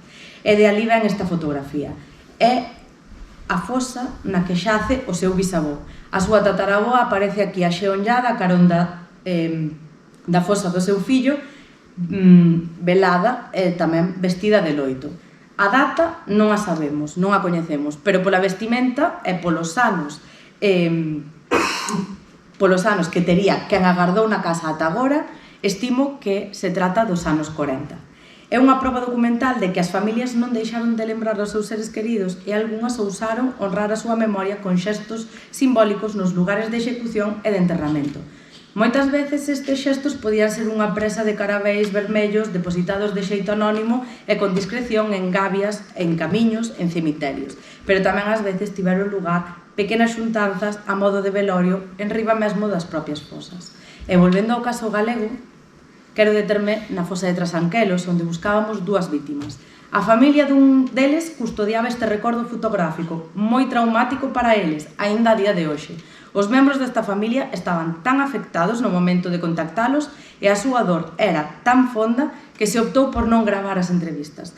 Na fotografía aparece o párroco e algunhas persoas que, polo testemunho da familia, sabemos que eran veciños de porta con porta e tamén algúns parentes. A muller da víctima non aparece e a filla do asasinado comenta que era impensable para a súa nai ir a Tali. Non participou ese día nese do público, pero íntimo polas poucas persoas presentes. Tendo en conta a apariencia da terra, que aí vemos, podemos pensar que puido ter sido pouco despois dos asasinatos. E, en todo caso, este rito funerario quedou inmortalizado probablemente antes de que a fotografía afeccionada se popularizara nos anos 60. É dicir, que houve unha intencionalidade de inmortalizar o momento desta homenaxe, cando non todo o mundo tiña ao seu dispor un xeito propio de sacar esta instantánea. Malia que a presenza da autoridade eclesiástica parroquial poda parecer controvertible, a experiencia do PMD permítenos propor como hipótese de traballo que, en realidade, os párrocos, ademais de axentes con competencias na xestión de corpos e na inhumación, bastante evidente se temos en conta que a maioría das intervencións foron en cemiterios parroquiais, foron tamén condutores dos ritos funerarios e do do familiar dos vencidos. Todo apunta que a religión, e nomeadamente a fe católica, xogou unha vía de legitimación pública dese sentimento de dor das familias pola perda dos seus seres queridos. Especialmente no caso das mulleres, porque ademais estaban amparadas por un modelo de xénero que lles permitía chorar, aínda que sen pasarse, tampouco podían ser unhas choronas. Estaban avaladas para amosar esas emocións pola súa condición de ser nais, de ser fillas, de ser curmás, de ser amigas das vítimas. E ata certo punto, as autoridades permitían isto na lógica pois do familiar. De igual xeito, ando traballando noutra hipótese relacionada co loito. Penso que vestir de negro puido ser unha resistencia simbólica sutil por parte das mulleres destas vítimas. Que quero dicir con isto? Os códigos sartoriais arredor do loito variaban segundo a zona. Eran tantos anos por tal parentesco e pasado certo tempo podían vestir de alivio. O alivio, poñamos que un gris, un marrón, un malva, un azul mariño, pero formúlovos unha pregunta. Non vos parece probable que as nais viúvas ou órfas das vítimas privadas dese do oficial e lexítimo no espazo público, que a priori só contemplaba a dor dos caídos por España e por la patria, ousaran vestirse de negro e reivindicar as súas perdas mediante estas prácticas vestimentarias, por suposto amparadas pola nada sospeitosa fe católica e así chorar aos seus mortos. Como dicíamos, os rexistros civís de defuncións poden ser fontes moi copiosas no plano da vestimenta, sobre todo se non coñecemos a identidade dos que aparecen mortos. Era o caso de Cabreira, que nos comentaba Maruja, Pero no caso de Trasanquelos, os datos sobre a indumentaria, curiosamente, foron incluídos a posteriori, moitos anos despois da súa morte. Bueno, moitos anos nun caso e no outro non tantos. Sí. O 21 de agosto do 36 foron atopados 2 corpos en vida cuxa identidade quedou sen esclarecer. O rexistro actualizouse tempo andando, desvelando a identidade e tamén incluindo datos moi meticulosos de que levaban vestido. No 38, e dicir 2 anos despois, identificouse a Rafael Fernández. Estatura regular, poucas carnes, pelo, cejas, barba negra, afeitado, que se estaba afeitado o da barba negra, frente despejada, vistiendo traje azul marino, calcetines de igual color, camisa blanca, con gemelos dorados e zapatos negros. Sabemos polo relato do seu fillo que os gemelos dourados foron unha decisión sartorial a sabendas de que ia ser asesinado. Engalanouse para o seu paseo. 20 anos despois, é dicir, no ano 58, identificaron a Juan Torreiro, un sujeto de estatura regular, constitución física fuerte, pelo castaño, vistiendo cazadora castaña a cuadros, pantalón castaño, zapatos idem, camisa azul a rayas, camiseta gris. A fotografía antedita, recordemos, esta fotografía, foi clave para situar a fosa no atrio da igrexa parroquial e definir onde actuar nun cemiterio moi pequeno e moi reutilizado. Primeiro probouse nun lateral da igrexa, tomando como referencia a fotografía, pero non se atopou nada. Logo valorouse a posibilidade de que a lente estivese invertida.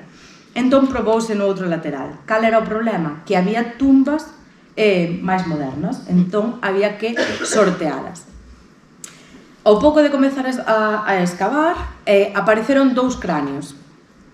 Isto foi bastante esperanzador porque un deles parecía ter sinais de morte violenta. Ao seguir avanzando, chegamos aos restos dun individuo en bastante bo estado de conservación, incluindo varios elementos da súa vestimenta, entre eles calcetíns e calzado. Estas pegadas sartoriais non concordaban con ninguna das descripcións que vos acabo de ler, que aparecían no Rexistro Civil de Defunción. Nin tampouco concordaban co zapato das familias, porque precisamente Conchi me dicía, un dos fillos dixo, non pode ser el, nunca xamais vestía zapatos abotinados, odiábaos. A análise antropolóxica forense apuntou que as características da caixa e o estado de conservación dos restos óseos eran dun enterramento posterior, máis moderno. Polo tanto, chegamos á conclusión de que se destruíra a fosa para enterrar a outras persoas. E o cráneo, que nun primeiro momento parecía ter sinais de violencia, en realidade resultou ser unha lesión compatible con metástase, compatible con cancro. É que, como en tantísimas dimensións das nosas vidas, os resultados moitas veces non son os que esperábamos. Entón, que desafíos temos por diante? Porque aquí utilizo unha frase que di Esther López no seu libro, que vos ensinaba antes, a capa en color vermello, a peor busca é a que xa máis empeza. O primeiro desafío que temos son os recursos e a viabilidade das intervencións, porque, punto número 1, o financiamento é limitado, é necesario conseguir máis para poder seguir. Punto número 2, porque o PMD non contempla a viabilidade das intervencións, é dicir, sí que se fai unha avaliación inicial na que a historiadora e o equipo de arqueoloxía recoñecen o espazo e recopilan a información. A ser posible, valoran a localización, as características do terreo, as condicións de accesibilidade, pero non é un criterio fundamental na escolla, senón que é a orde de chegada das peticións á equipa do PMD. Entón, o custe económico de cada unha delas e o orzamento que temos disponible é verdadeiramente un dos criterios que se empregan. Outro desafío é ter acceso á información fiable, porque hai un déficit documental, a información que temos é insuficiente, e porque as fontes orais son cada vez máis frágiles. Cada vez hai máis distorsións dos relatos co pasado, tamén hai moitas interferencias, por suposto, do relato franquista e tamén do relato antifranquista, silencios por medo a que se asocien as familias das vítimas a unha ou a outra ideoloxía, a dor, por suposto, e a incomodidade que produce recordar feitos traumáticos. Atopamos, ademais, dificultades nos espazos de intervención por unha ocupación continuada, pola modificación dos espazos de enterramento, pensemos, por exemplo, nas reformas dos cemiterios que comentaba Conchi, que se producen sobre todo na segunda metade do século XX, e tamén porque hai moitas exhumacións non rexistradas. Moitas familias recuperaron os corpos en datas anteriores, pero non deixaron constancia, fixérono na clandestinidade. A identificación dos restos é cada vez máis complicada polo imperativo biolóxico, porque se non hai familiares vivos é imposible contrastar ADN e xa case non quedan testemunhas en primeira persoa. Temos ademais o reto de musealizar os restos materiais, porque os obxetos atopados na intervención son responsabilidade da dirección da excavación, ata que sexan depositados nun museo, tal e como indica a normativa vixente. Sería moi interesante contar cun centro de interpretación en Galicia como o que está a poñer en marcha en Valencia e, por suposto, temos que seguir facendo actividades de transferencia en 3 niveis: en reparar o pasado entregándolles os restos ás familias das vítimas e mantendo unha comunicación baseada na empatía e no respeto, sensibilizar no presente mediante actividades e materiais didácticos para ensino primario, para ensino secundario, por suposto tamén na universidade, pero tamén actividades divulgativas como a do día de hoxe.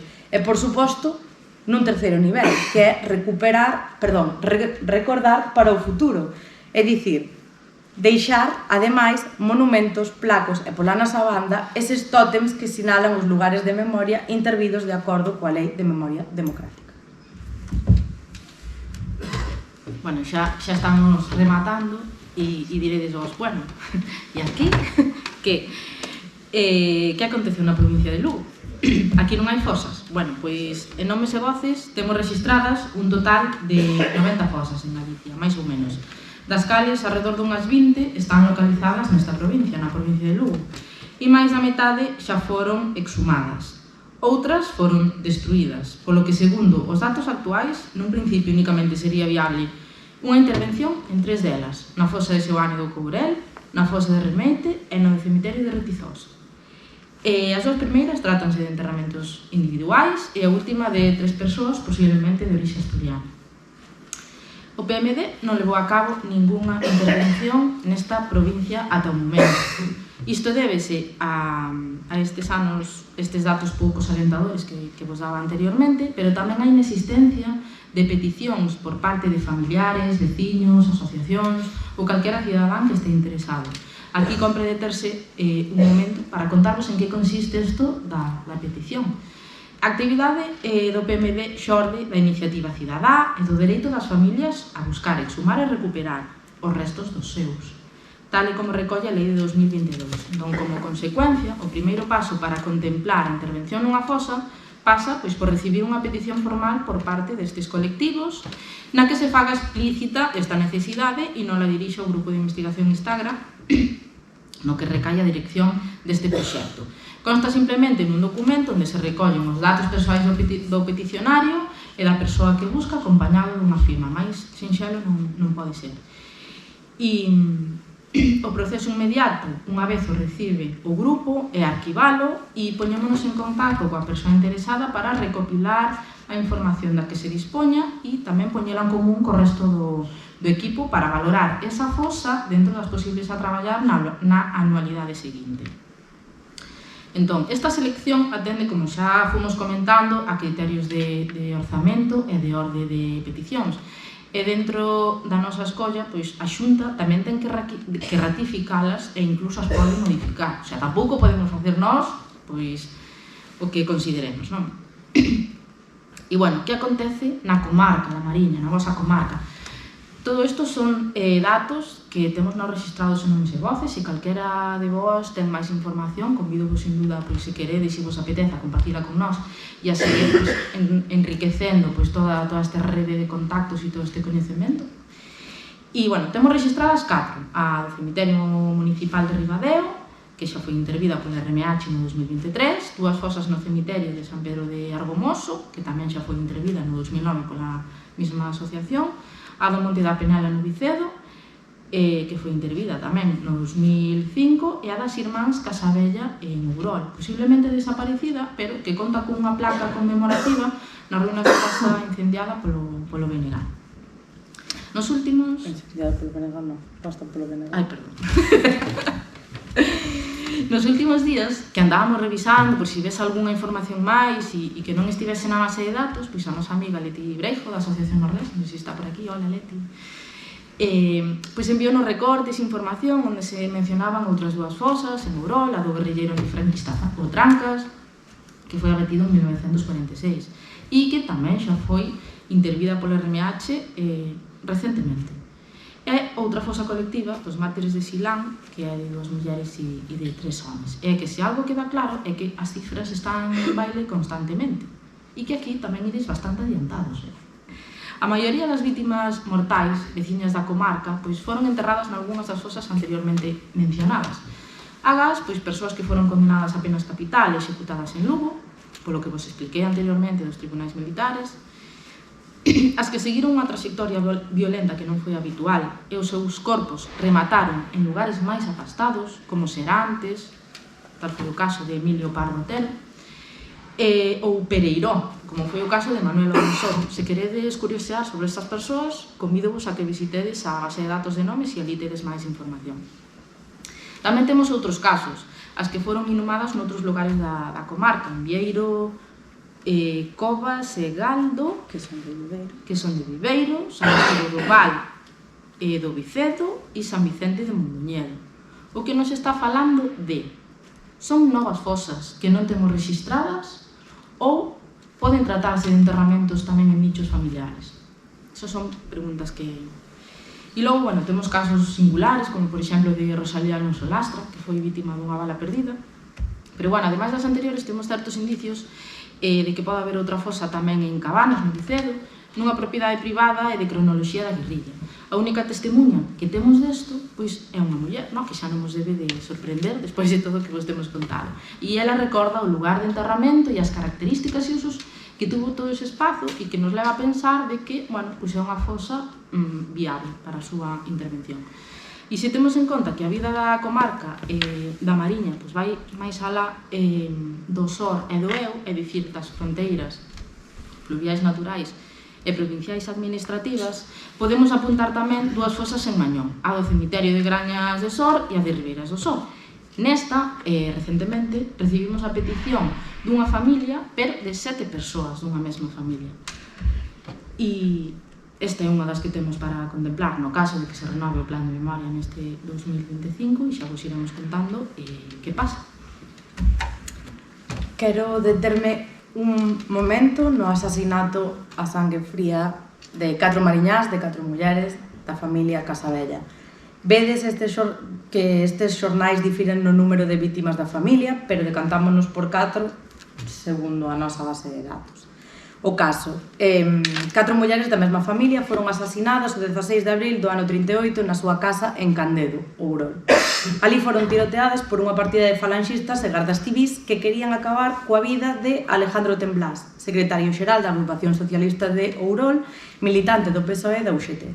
Foi ferido de bala, conseguiu escapar, fuxiu ao monte e aos poucos días foi atopado e igualmente asasinado. Pero as Casabella non saíron vivas deste episodio, ningunha das 3 adultas, nin tampouco a nena.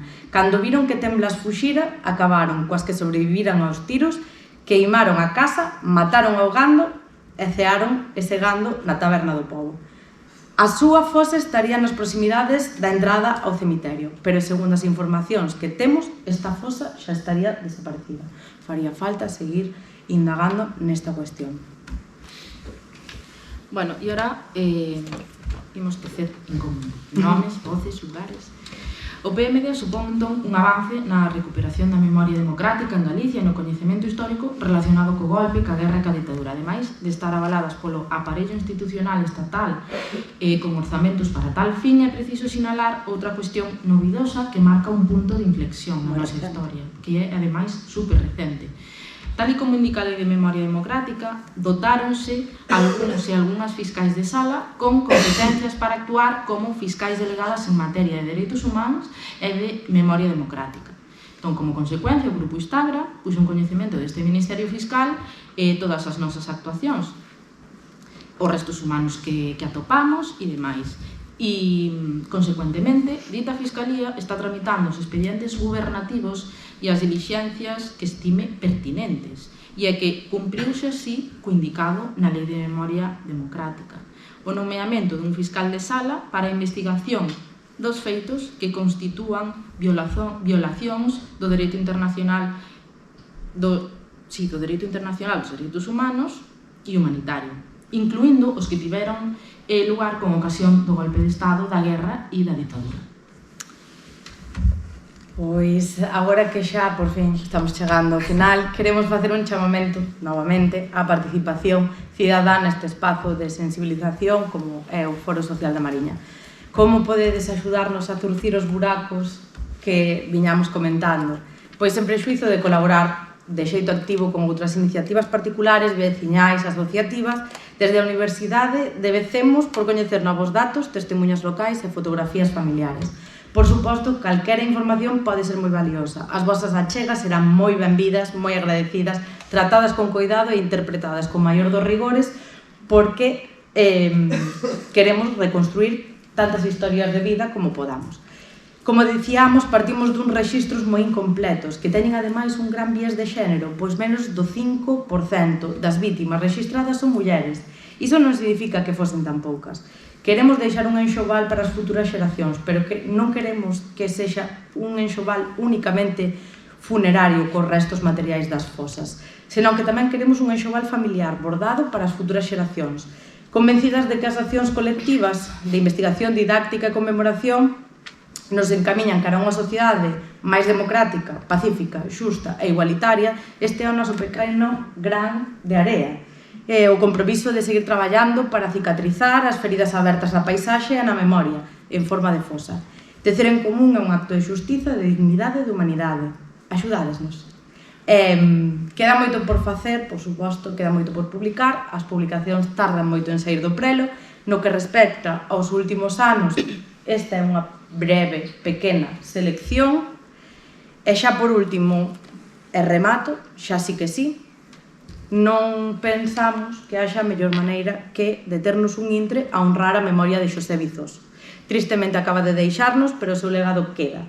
Vizoso foi moito máis que o seu vencello con Sargadelos, porque as súas creacións entraron nas nosas vidas moi especialmente a través dos cartaces das festas populares, como os inesquecibles, o meu vínculo persoal cos da queimada popular de Cervo, tamén algúns da Maruxaina, por suposto tamén os das festas da San Lucas, que todos eles están cheos desa identidade gráfica tan súa.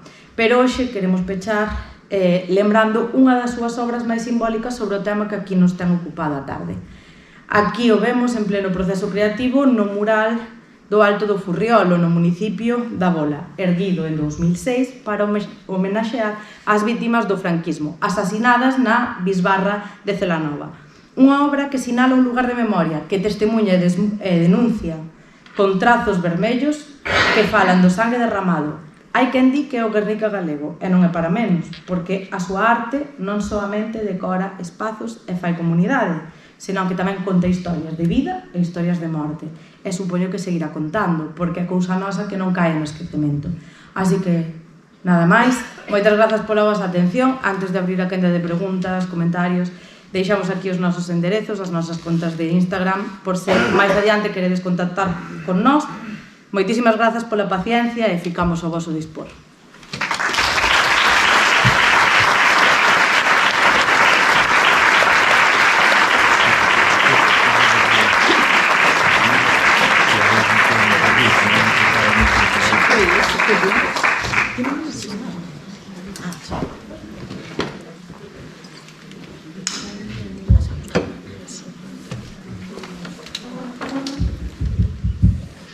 Ben, animádevos así a utilizar un pouco un tempo que temos que tampouco, bueno, o mellor é un pouquiño limitado, pero seguro que van sair cousas moi interesantes.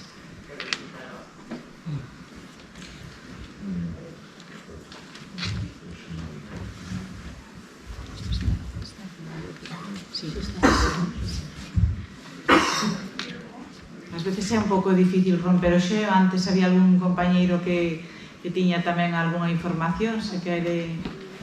Hai ali unha palabra.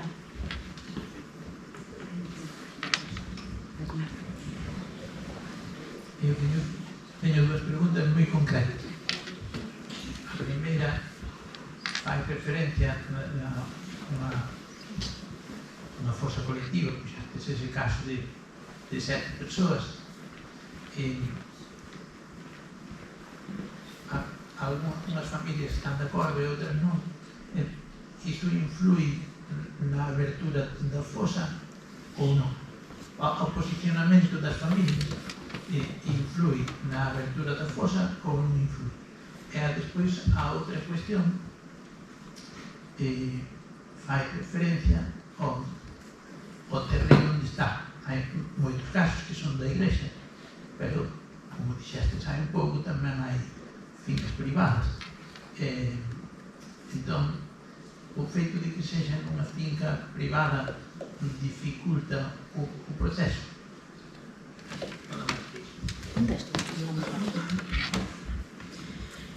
Pois, sobre o da posición, no caso de que haya máis dunha víctima, nós, por lei, estamos obrigados a actuar sempre que haxa unha petición. Despois, se o resto das familias non queren exhumar, se atopamos a fosa, atopamos máis corpos, pois nós exhumamos solo, se o resto das familias non queren, o corpo asociado á nosa petición. Pero nós, por lei, estamos obrigados a actuar, aínda que só unha persoa solicite facelo. E despois, como actuamos no caso de propiedades privadas? Nos seguimos todos os pasos tamén que recolle a lei e un dos fundamentales é ter o permiso dos propietarios do terreo. A maioría todos, non vai dizer a maioría, pero foron todos os casos nos que actuamos son cemiterios de distinta propiedade, é verdad, foron eclesiásticos, foron do Concello municipais e un de carácter veciñal, xestionado por unha comunidade veciñal da Capela. E nós, antes de nada, o que temos que ter é o permiso dos seus propietarios. Se a fosa se localiza, por exemplo, nunha finca particular, se o propietario de esa finca non nos dá permiso, nós non podemos facer nada.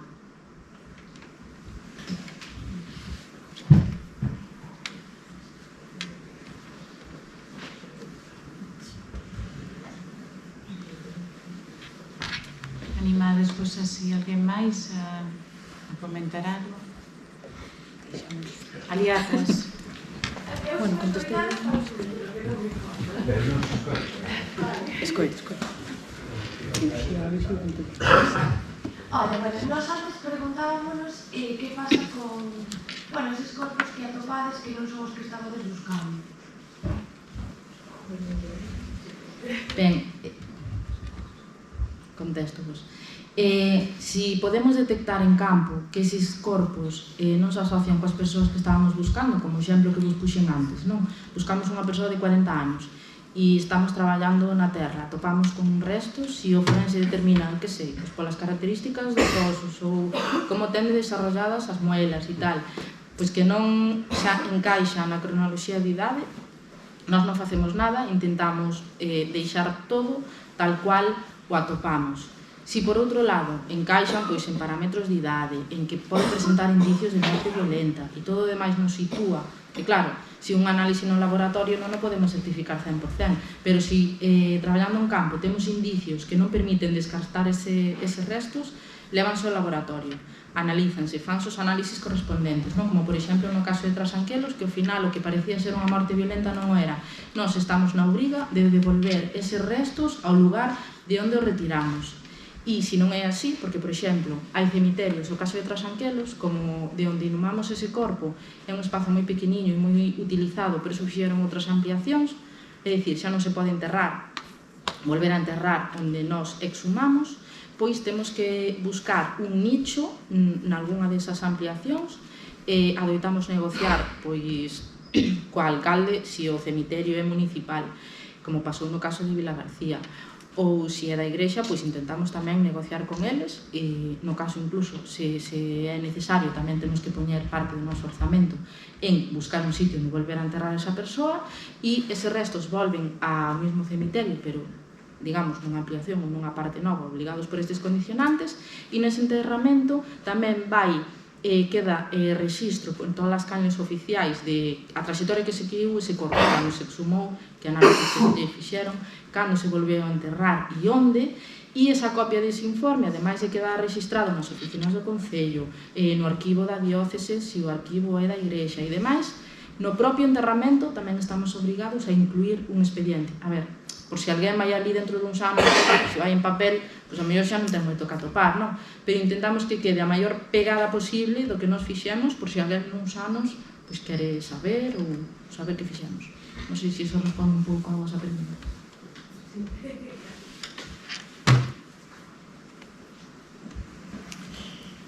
sei se hai algunha pregunta máis, ou se mentre xa vaides pensando, eu quería vos preguntar unha cousa. Bueno, vos sodes mozas, rapazas mozas, eu no público tamén vexo xente moza, non? Vexo que falades de canles que utiliza a xente nova, non? De, bueno, que podcast, Instagram, todo este tipo de cousas. Claro, para nós desde o Foro Social da Mariña creo que é unha preocupación que todos esta necesidade de que non se esqueza, non? De construir unha sociedade no futuro que non se repitan estas barbaridades, que esta información de crimes, de violencia golpista, estas cuestións de horror que estiveste relatando, que tamén cheguen á xente moza, non? A xente nova. Pois un pouco que quería preguntarvos un pouco iso, como chegamos á xente moza para relatar o horror que pasou, pero dunha maneira que seña efectiva para chegar á xente moza, non? Que non quede, pois, ao mellor en xeracións que lles preocupa este tema, que están implicados, pero que nós necesitamos chegar á xente moza con ese horror, porque como poñíais aí nun vídeo, para ter garantías de non repetir estas barbaridades.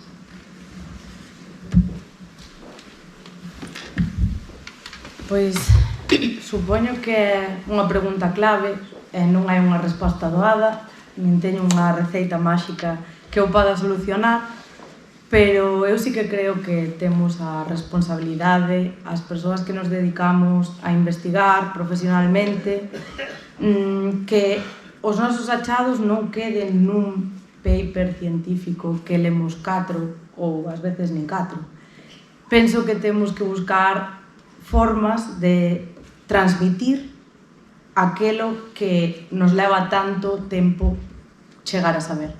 E para iso eu penso que as redes sociais e outras canles, outro tipo de medios de comunicación, que xa non só son os tradicionais, non estamos falando de televisión, agora todo funciona ou case todo funciona por streaming, refírome a que a xente busca pois contidos audiovisuais que ver cando teñen un momento. A xente busca cousas breves que poder dixerir no seu día a día sen poñerse un documental de 2 horas sobre as fosas franquistas. Todo o contrario que acabamos de facer. Olvidademos desto. Pero tamén é moi importante apostar por un traballo visual. É dicir, para min o feito de tentar comunicar as cousas con imaxes, con infografías, con datos, con cousas que resulten visualmente agradables. Algo que pode parecer moi superficial, moi banal, que buscar que esa información que transmitimos sexa estética, pero non é tanto, porque a diferenza vai estar entre pararse a mirar ou seguir deslizar para arriba. Entón, eu penso que non se trata de que nós nos convirtamos en, ni moito menos, instagramers profesionais. Do que se trata é de aportar a medida que podamos, de intentar chegar a cantas máis persoas sexa posible, sexa a canle que sexa, entendendo que iso pois ten os seus pros e ten tamén os seus contras, por suposto. Non queremos aquí facer unha apoloxía de determinadas redes sociais que pertencen a determinadas persoas, non se trata disso. Do que estamos falando, do que nós nos estamos implicando agora, pois é chegar a canta máis xente mellor, traballar con rigor e transmitilo a todos vós. E moitísimas grazas por aguantar isto durante 2 horas.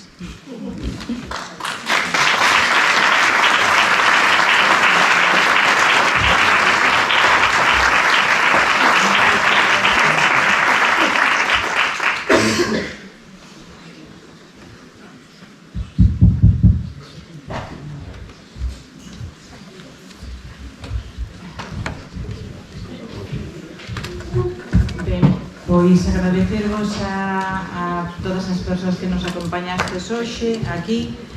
Bueno, anunciarvos que o día 21 de febreiro ás 8 da tarde no Salón Multiusos do Concello de Viveiro vai haber outra actividade promovida polo Foro Social da Mariña. Neste caso o título é Da República o golpe do 36. Vai estar centrado no tema de Viveiro e a comarca. e neste caso pois vai ser guiada por Carlos Nuevo Cal, que é o cronista oficial de Viveiro. Entón, para todas aquelas persoas que teñades interese, pois vai ser o venres 21 de febreiro. Un convite tamén para axudarnos a facer máis forte este foro social da Mariña, que poida traer este tipo de cuestións que poden ser de memoria histórica ou moitos outros temas de valores democráticos ou de dereitos sociais que poidades tamén propoñer, que vos inqueden e que tamén poidan suscitar ese interese de facer un colectivo máis forte e actividades tamén que cada vez sexan máis vivas e que poidamos seguir fortalecendo este movimento. Moitas grazas ás relatoras por o interesante traballo que compartiron con nós, por todas as facilidades.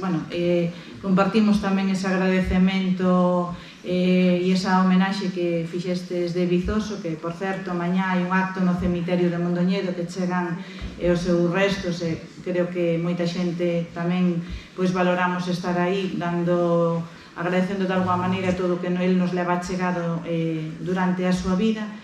Eu tamén quería facer un pequeno agradecemento tamén a unha persoa que nos está sempre tamén colaborando con nós, que desde o mundo da arte, que neste caso cos nosos cartaces tamén, que é Caixigueiro, que é o autor do cartaz que temos nosotros neste momento, neste acto de memoria histórica, e non só o autor deste cartaz e de todo un traballo tamén de creación artística, pero tamén de compromiso social en moitas causas e tamén en particular no de memoria histórica. Moitas grazas e ata sempre. Gracias.